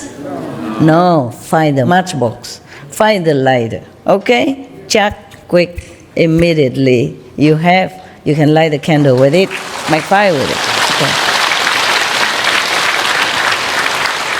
But nevertheless, I read it all to you. I cut some already. It's very cumbersome and a lot of work to do. I just read some parts so that you know already that it's almost impossible. Yeah, you want to become Buddha when you don't have a guru. Well, that's how you have to do. And it's not the end of it yet, okay? That's the first 7 days you have to do that. Now you don't know the name of all the Arhats, you know, the name of all his disciples who has become Arhat. You don't know them anymore, okay? You don't know the name of Vairocana Buddha, for example. You don't even know where to find his image. At that time when the Buddha almost just leave for Nirvana, they still have all this with his disciples or descendants of disciples. So, throughout the 6 periods of the day and night, continually recite the mantra as you circumambulate the platform. Practice the way, this method, with a sincere mind, reciting the mantra 108 times as a stretch. Not just the first day, but continue. All the 6 periods of the day, doing this and that. And then, during the second week, direct your intent by making the vows of a bodhisattva. The mind should never be cut off from them. In my Vinaya, I have already taught about vows in some of his teaching. He talked about how to make vows to become a bodhisattva, okay? If your intention to become a bodhisattva, how much vow you have to make, how resolute you have to make up your mind with. That's why he didn't mention here again, the bodhisattva vows, okay? During the 3rd week, one holds the Buddha's mantra, Bodhala, for 12 hours at a time. Can you do that? Non-stop, okay? With a single intent. And on the 7th day of the 3rd week, the third come once of the 10 directions will appear simultaneously. Some of you don't do anything like that, and you see the Buddha, the Jesus, even just by sitting after eating the dinner from the public kitchen. So, having transmission from a living master is the quickest way. The lazy people can do it, yeah? I'm not talking about you, I mean any lazy people. I don't mean you're lazy, sorry. Don't mean to offend you. You're good, very diligent.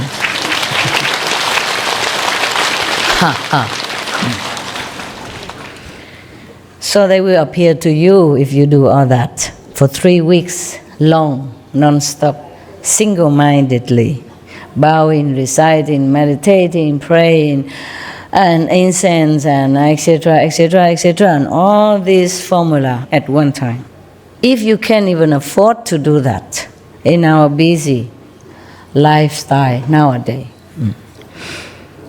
so the Buddhas will come and their light will be mutually reflected in the mirrors and will illumine the entire place. And they will rub one on the crowns of one's head. Some of you never know anything like this, don't even heard about it, and still have a lot of Buddha's lights you see everywhere. Yeah? Some of you. So, all right, then you know it. If one cultivates this samadhi in the bodhimanda, then even in the Dharma ending age, one can study and practice until one's body and mind are as pure and clear as Vaidurya. I guess something very pure. What is that in Sanskrit? Vaidurya, you know?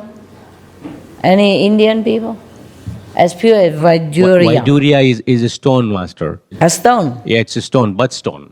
What kind Indian butt stone. Oh, is it clear and transparent? It's Yes. like crystal, something like that? Yes. Okay, got that. Thank you.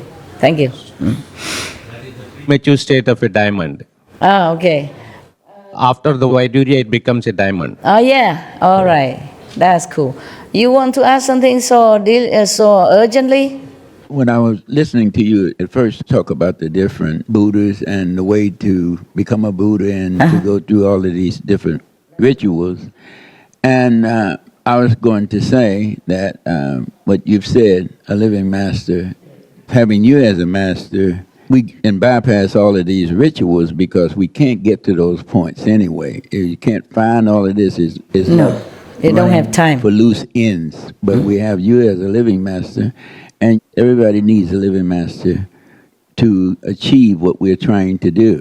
Yeah. And so that was the point. But then you started touching on these things and cleared that up. All right. Thank you for your opinion. A valuable advice. Thank you. Yeah, that's what it is. Yes. The Indian people, they know this inside out. Every sutra, every book of Vedas emphasize always living master, living master, living master. In those days, the gurus are very few. You can count on fingers. That is why all these procedures are available. Right now, we have the Himalayas is right here. So Except no snow. All right, love. All right, love. I was wondering why you Indian come all the way to Taiwan to find your guru. that's the quality matter, master, not quantity. We have it in India, yes, okay. We don't want to say any comparison, okay? This might be offending. All the gurus should be respected. It depends on your level, you know? If you are not ready to a higher dimension or teaching, then you cannot just blame any master. Master, I was told by the holy man that I met, he told me that he, in his own life, he was fortunate enough to meet 5 enlightened masters.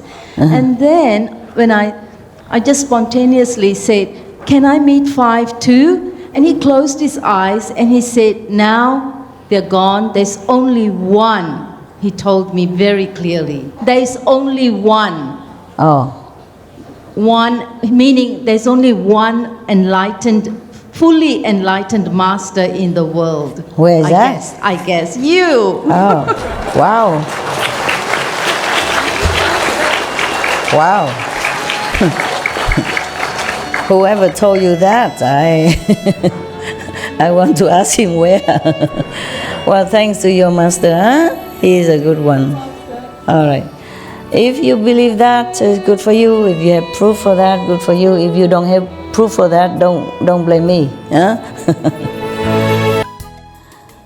My previous master knows you, master. Who? My previous master, whom we discussed with you, Brahmarshi Patriji's Pyramid Spiritual Societies. He is a Buddha's meditation master. Oh. He knows, and I still meet him whenever he comes to USA. He stays in my house. He knows me?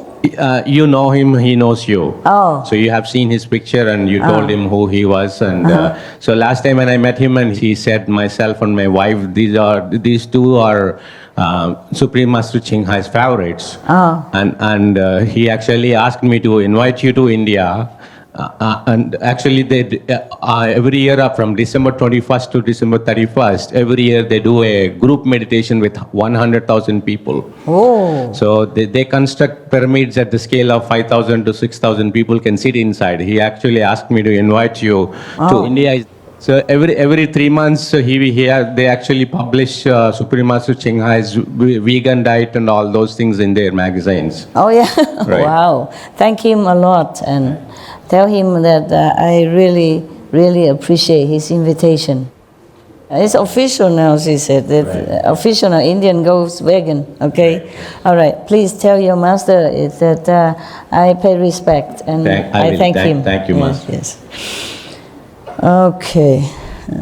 All right. There are so many, Master. It's easier for you to choose now. They actually believers of the cosmic energy which is produced through pyramid, like Giza pyramid. So all the disciples, most of them, whoever has little bit money, they build a small pyramid.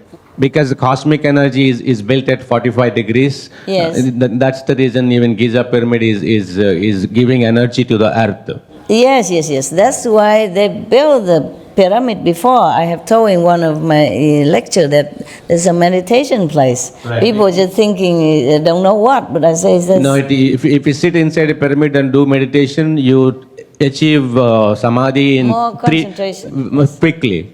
Just physically speaking, it's more protective. Right, yes. Yes. And whatever negative power, it will disperse out, right. In this shape.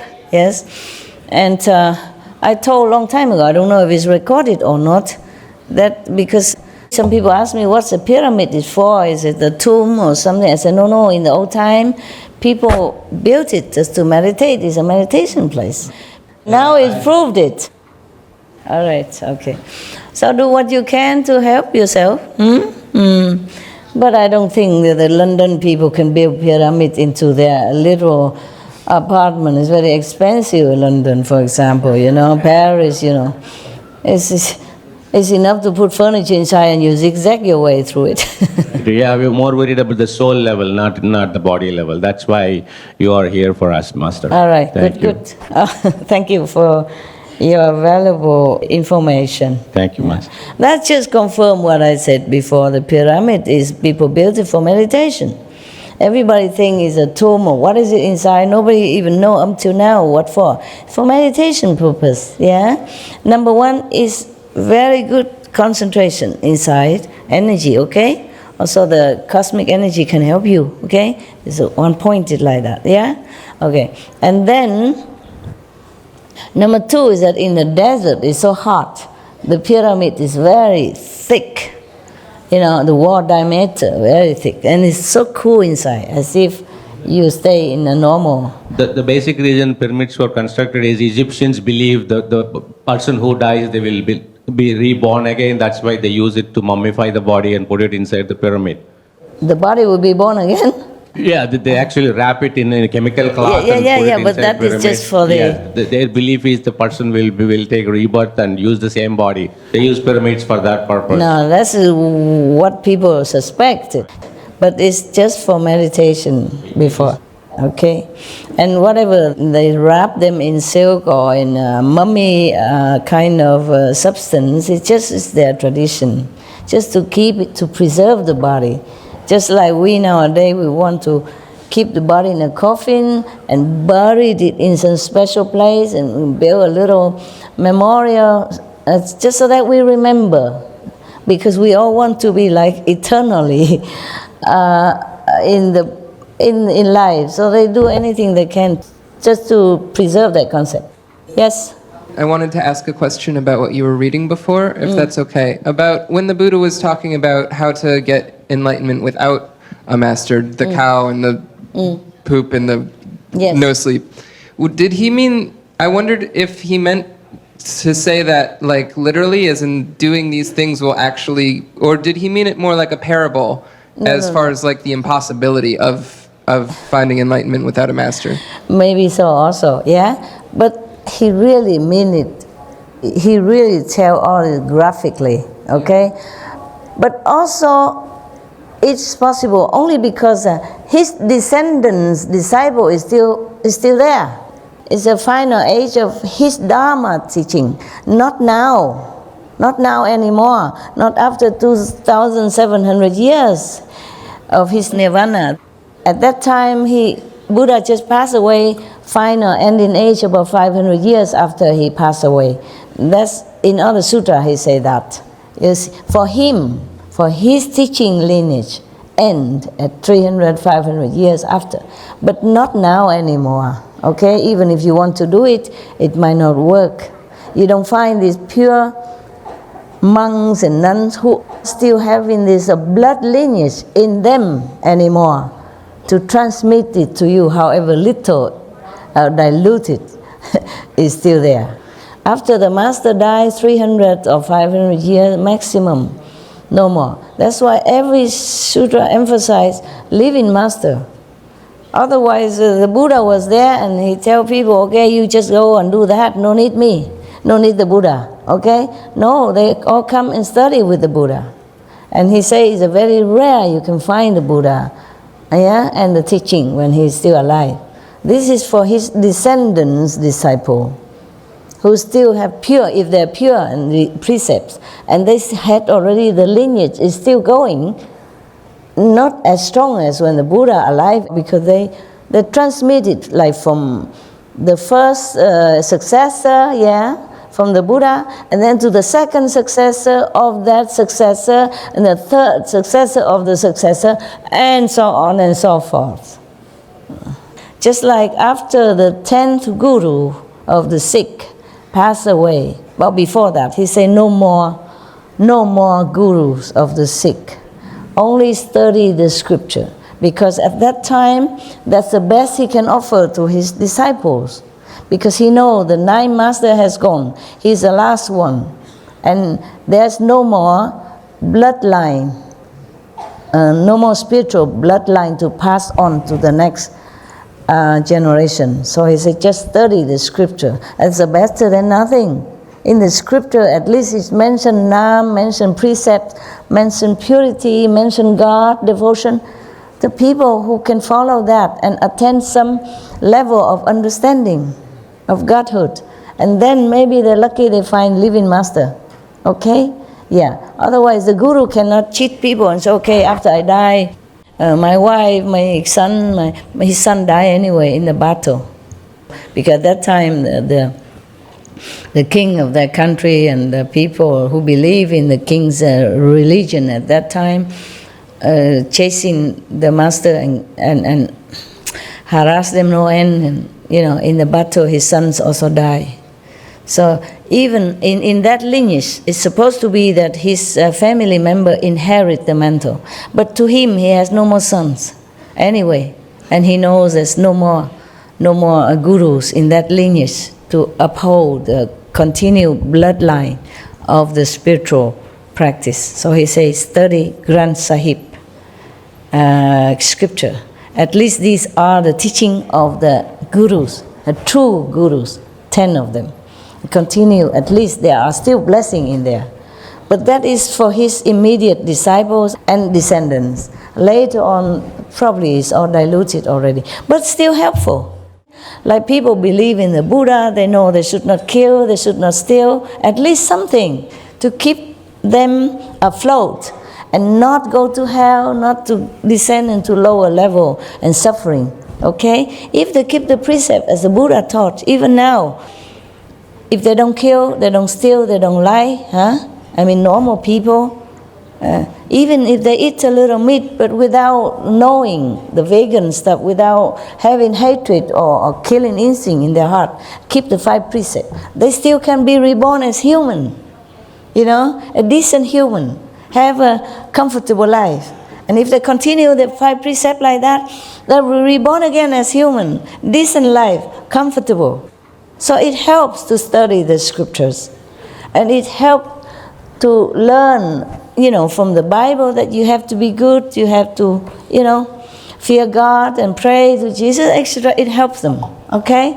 That's why the 10 guru of the Sikh tell them study Granth Sahib. The Granth Sahib is your guru. What else can he say when he knows there's no more lineage left? But that doesn't mean he stopped there.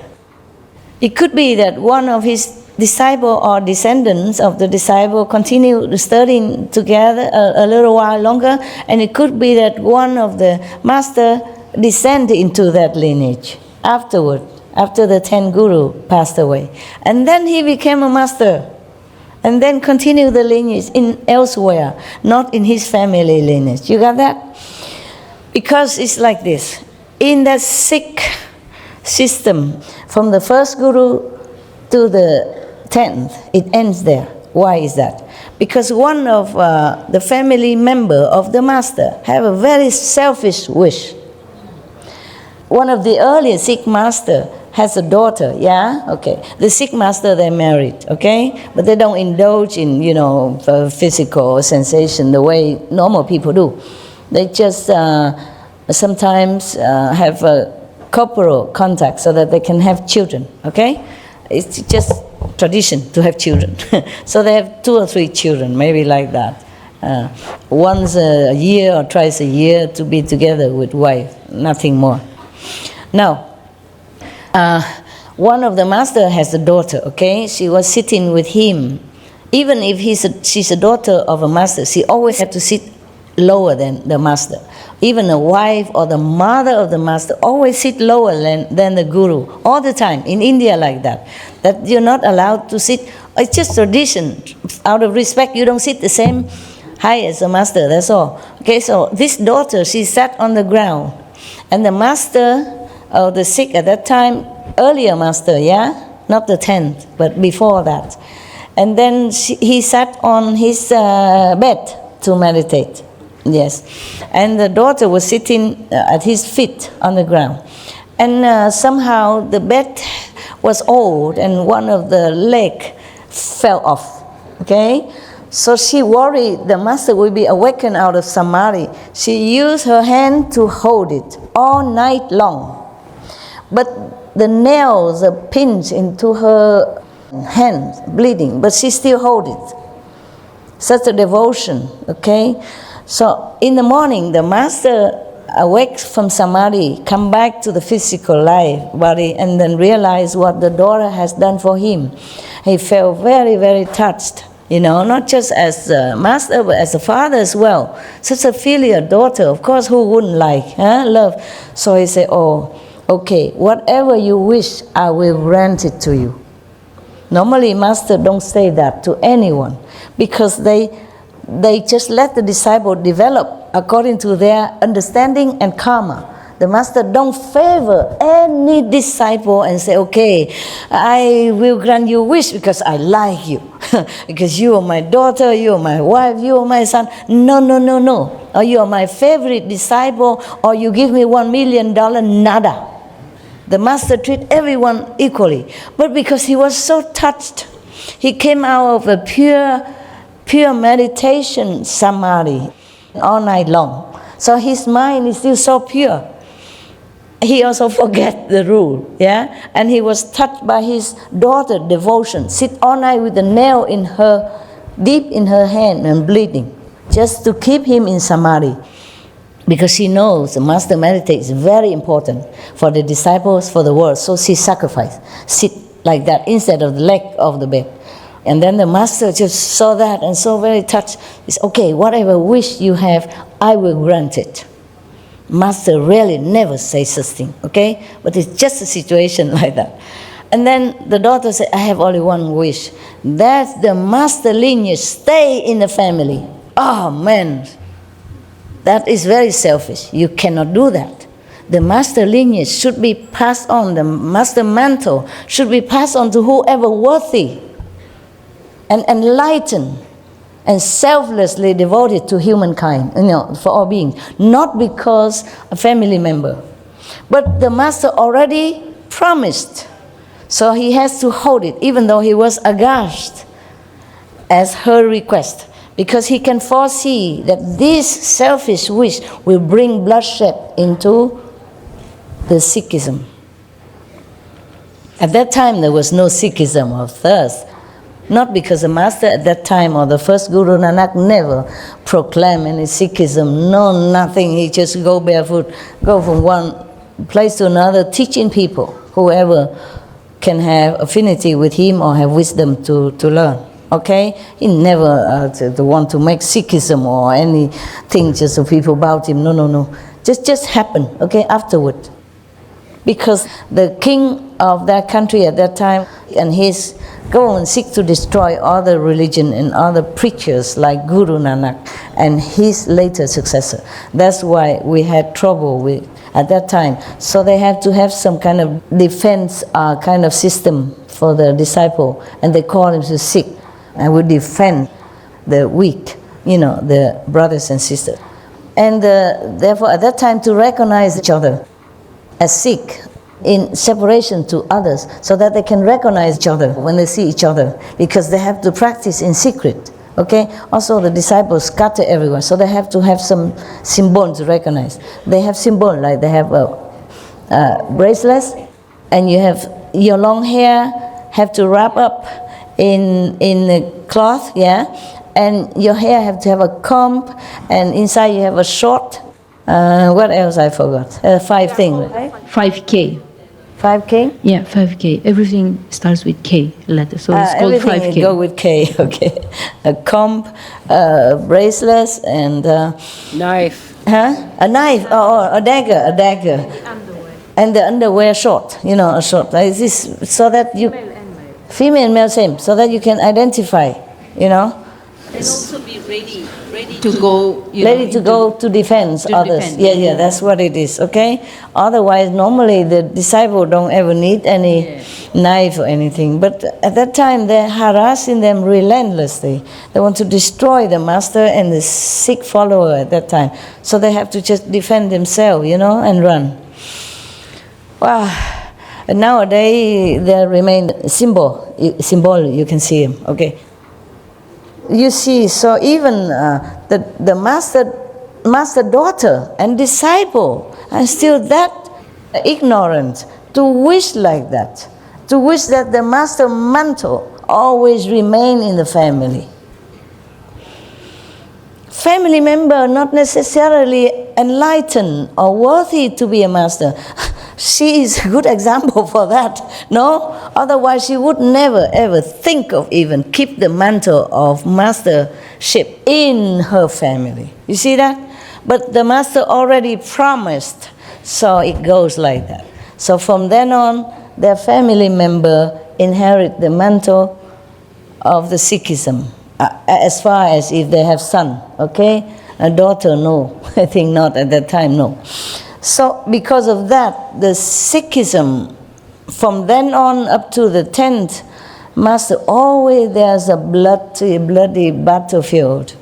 Always a lot of war and killing and, oppressing from the government, whatever government at that time. The master knew it, but, a master promised you can't go backward. Can go back on that. Whew.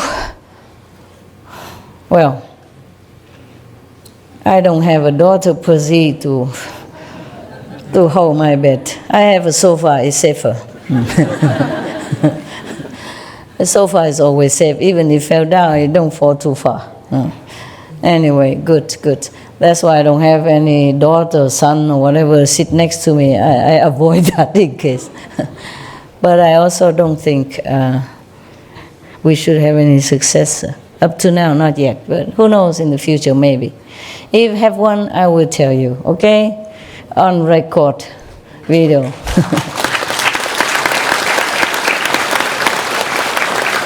Long years ago, I thought maybe there's one.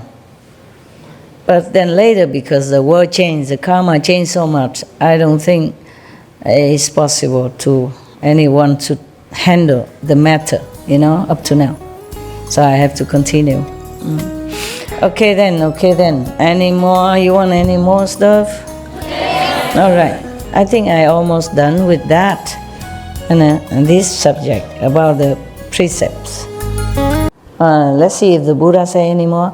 Ananda, if any one of the monks' precept transmitting masters or any one of the other monks practicing with him is not pure, then the Bodhimanda as described will not be successful.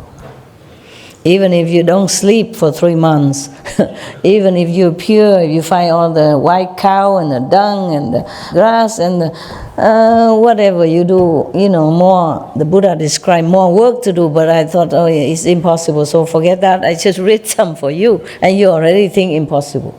Okay. Therefore, the Buddha said, even then, if the bhikkhu, the monk who transmitted the precepts to this ever sincere seeker, if he is not pure, then you're doomed. You just work for nothing. It's that difficult.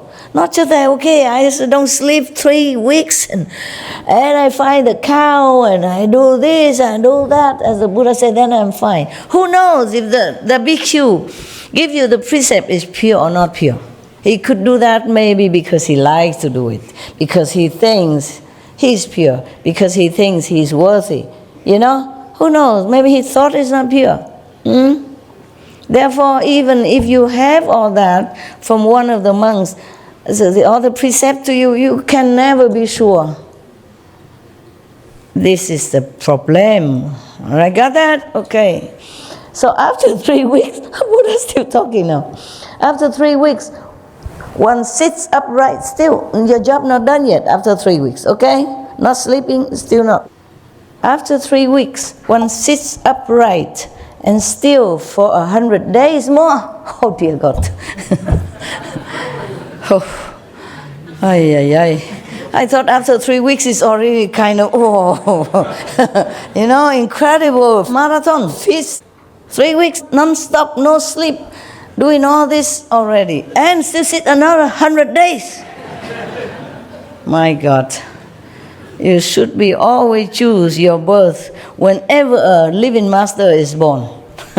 So that when you grow up, your time, your age, you come of age and you can go and grab this master and quick. Not doing all this. I don't think I can. I honestly tell you, not me, okay? Not 3 weeks non-sleep and doing all this outer performance and 100 more days. How long is 100 days? 3 months? 3 months plus. Okay. Those with sharp faculties will not arise from their seats and will become Srotapatamabana. Yeah, mean one of the non-return. Okay? Yeah.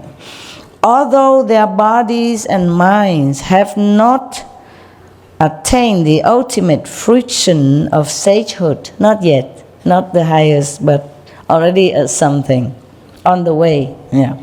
They know for certain, beyond exaggeration, that they will eventually accomplish Buddhahood. Yeah, they are already on the way after all that in 100 days. You have asked, the Buddha said to Ananda, you have asked how the Bodhimanda is established. This is the way it is done. Ananda bowed at the Buddha's feet and said, after I left the home life, I rely on the Buddha's affectionate regard because I sought erudition.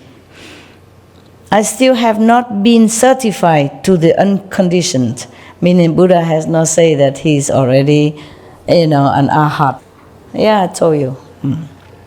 When I encountered that Brahma heaven mantra, I was captured by the deviant spell. Though my mind was aware, I had no power to free myself. You understood? No. No, okay. Then I have to use my calendar talk again. What is a Brahma heaven mantra?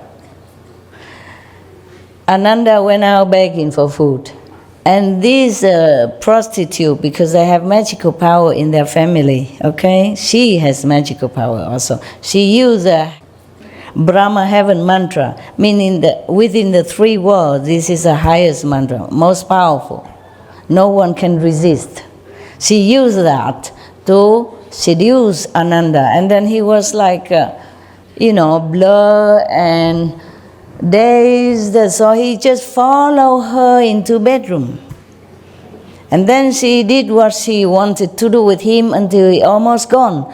But luckily, because he has been with the Buddha, very close to the Buddha. He was the Buddha's attendant day and night, every day. And he was pure, at least for whenever he was. Yes. And of course, he has been with the Buddha with many incarnations, not just this time. Always being his close attendant or his nearby acquaintance, his family, etc., etc., even in the animals' kingdom. So he remembered the Buddha. Last minute, he prayed, Buddha, please help me. I'm falling. And then the Buddha came. Or he sent. Came and recite other kind of mantra to counter this, to oppose this powerful mantra. Then, of course, Ananda is free and he run back, forget his bowl, food, whatever he want to do, run back. So that's why he said here that when I encounter that Brahma heaven mantra from the prostitute, I was captured by the deviant spell, though my mind was aware, but I had no power to free myself. That powerful. Even a Buddha disciple had to succumb to that power of that spell. Very powerful. Because Brahma heaven is the highest heaven in the 3 worlds. So if they know that mantra, then I can use it and master it, then no one in the physical body will be able to resist and escape. Lucky for Anand, because he was always with the Buddha, life after life, and always doing good things. With the Buddha or without the Buddha, he was always virtuous, moral, good physical humans, or devas, or animals. So because of that, he can, even in such a dazed situation, mesmerize spirit, he still can remember the Buddha and pray to his master for help. Otherwise, he's doomed, finished. So he said, continue. I had to rely on Manjushri Bodhisattva to liberate me. That means the Buddha sent Manjushri immediately there and then free Ananda. So he said, although I was blessed by the third come one spiritual mantra of the Buddha's summit and imperceptibly received its strength, I still have not heard it myself. The Buddha sent Manjushri to bring this Buddha summit mantra, much higher than the Brahma heaven mantra, to free Anand. Yes. Although the Buddha told him that, that because of that mantra for Manjushri, so he's free. But he doesn't hear it yet himself. The Manjushri just went there and do it. But of course, inside, just like you recite the 5 holy names inside, and somebody get benefit. But that person know it, because you told him, but he never heard it himself, okay? So, same. Ananda said he has not heard that mantra from the Buddha summit, yes. So I only hope that the greatly compassionate one will proclaim it again to kindly rescue all the cultivators in this assembly and those of the future who undergo the turning wheel, so that they may become liberated in body and mind by relying on the Buddha's secret sounds. Now, at that moment, everyone in the great assembly bowed as one, together at one, just bowed down together, and stood up, waiting to hear the third come one's secret divisions and phrases. At that time, 100 brilliant rays sprang from the mouth of the flesh of the crown of the world honor one's head. 1,000 petal precious lotus arose from amidst those rays. Upon the precious flower sat at the third come one's transformation. From the crown of that Buddha's head, in turn, 10 beams of light shone forth, each composed of 100 rays of precious light. Every one of those glowing rays shone on lands as many as the sands of the 10 Ganges rivers. While throughout empty space there were Vajra secret traces, spirits, each holding aloft a mountain and wielding a pestle. Just to show their power, don't mean much, okay? At that request, of the Buddha, a secret mantra, all the Vajra God, those who uphold, guarding the Dharma and all those, they already standing ready, each one holding a mountain and a pestle. It's just their position, ready to protect the Dharma, to protect the Buddha's secret teaching, okay? So they're all ready. The great assembly, gazing upward, felt fearful admiration and sought the Buddha's kind protection. Because when the Buddha protectors are ready in their position, they can destroy anything. Anyone who is not pure, anyone who has a bad intention towards the Buddha or the Buddha's teaching, they are ready. That's why they hold the mountain and pestle, ready to crush anyone, any being who is not respectful, who is not pure. Because this is a very sacred, secret mantra. And the Buddha used that to rescue Ananda and also maybe in the future being. That's why they're all ready to protect it. Yeah? That's why the assembly, who are kind of not yet strong in spiritual position and level, they're so scared, fearful, and they ask the Buddha to protect them, because these are Vajra gods. They are fearful looking, and holding big mountain and pestle ready to attack anyone or crush anyone. So the assembly, not just monks and nuns or bodhisattva, but the assembly with the dragon and those ghosts and demons and all that good ones, and they're still fearful because they know they're not up to anything, up to any standard to protect themselves, in case the Vajra gods want to crush them, because they look too fearful, so big and giant, holding big mountain and pestle, and it's not a small one like the golf stick, yeah, big, and mountain holding ready. So they seek the Buddha's protection, and single-mindedly they listen as the thirst come one in the light at the invisible appearance on the crown of the Buddha's head, proclaim the spiritual mantra. That spiritual mantra is more than 10 pages long. From 173 to 191. How much is that? More than 10 pages, for sure. Yeah, I was right. You don't need it, okay? Number one, you have your protection, okay? You have your master power protection. Number two, it is translated.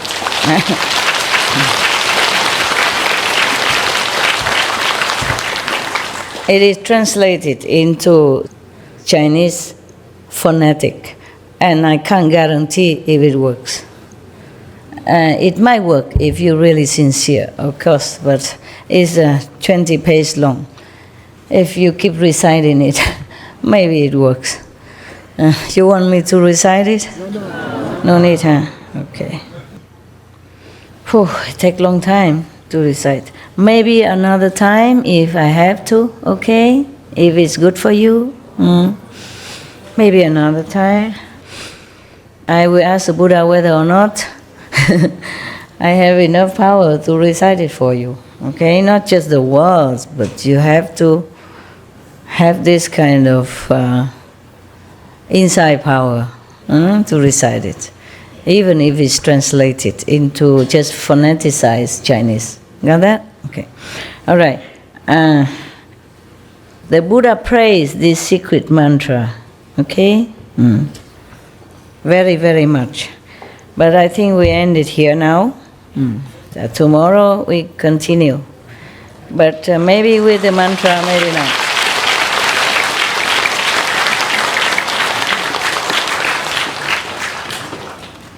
Maybe with a mantra, maybe with another one, because I have promised you something else. I didn't promise a mantra. Imagine, I don't know how long it takes the Manjushri to recite this mantra while Ananda was in the helpless situation. But Manjushri pronounced the mantra probably, quietly, but it affects immediately and wake Ananda out of this bewitched slumber. And Ananda ran back to the Buddha with Mantachi's daughter trailing behind. Wow, what a scene, huh? What a scenery. It's like movies, yeah. Come back here, and complain to the Buddha, give Ananda back to me, he's mine. Okay, it's 12 o'clock already. Well, your mind can only take so much at a time.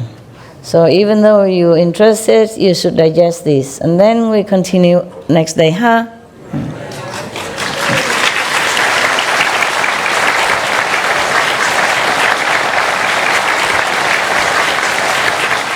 Tonight I will sleep in a tent like you. I will enjoy it. Fresh air and all.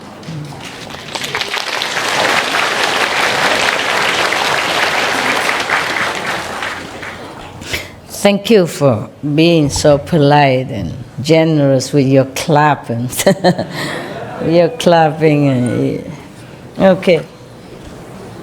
Next time, any unnecessary question or not urgent question, please wait until I finish. Okay? It's better for all of you. Okay? You are not alone in the assembly. You are in the midst of 10,000 plus people. Please consider others before you. That is the minimal courtesy and minimal selflessness. Okay? And if you listen to the teaching of the sage, even from by time gone, it's good for you. Okay? Instead of just thinking of one single question, which it wasn't that important. Wasn't really necessary to us in the middle of that. You should respect the Buddha teaching and continue listening. That's the best, okay? If any question, there is time to ask, okay? Anything to do with the subject is better. To keep it, the energy, clean, pure, concentrated, and blessing flowing. Huh? Next time, remember that, all of you, okay? A good night.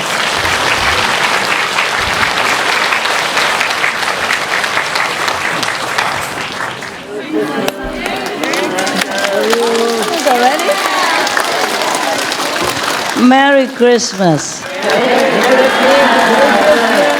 Happy New Year. Silent night, holy night, all is calm, all is bright, round yonder the infant so tender and mild. Holy night, silent night, holy night, silent night. See you tomorrow, okay?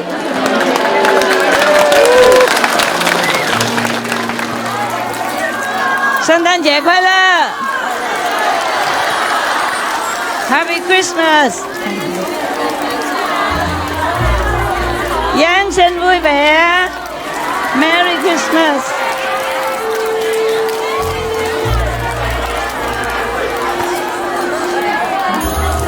Love you Ai nè Love, love, love, love Love you Love you, love you. Love you. Love you so much. Merry Christmas. Merry Christmas. Happy New Year. Merry Christmas. Happy New Year. Giáng sinh vui vẻ. Frohe Weihnacht.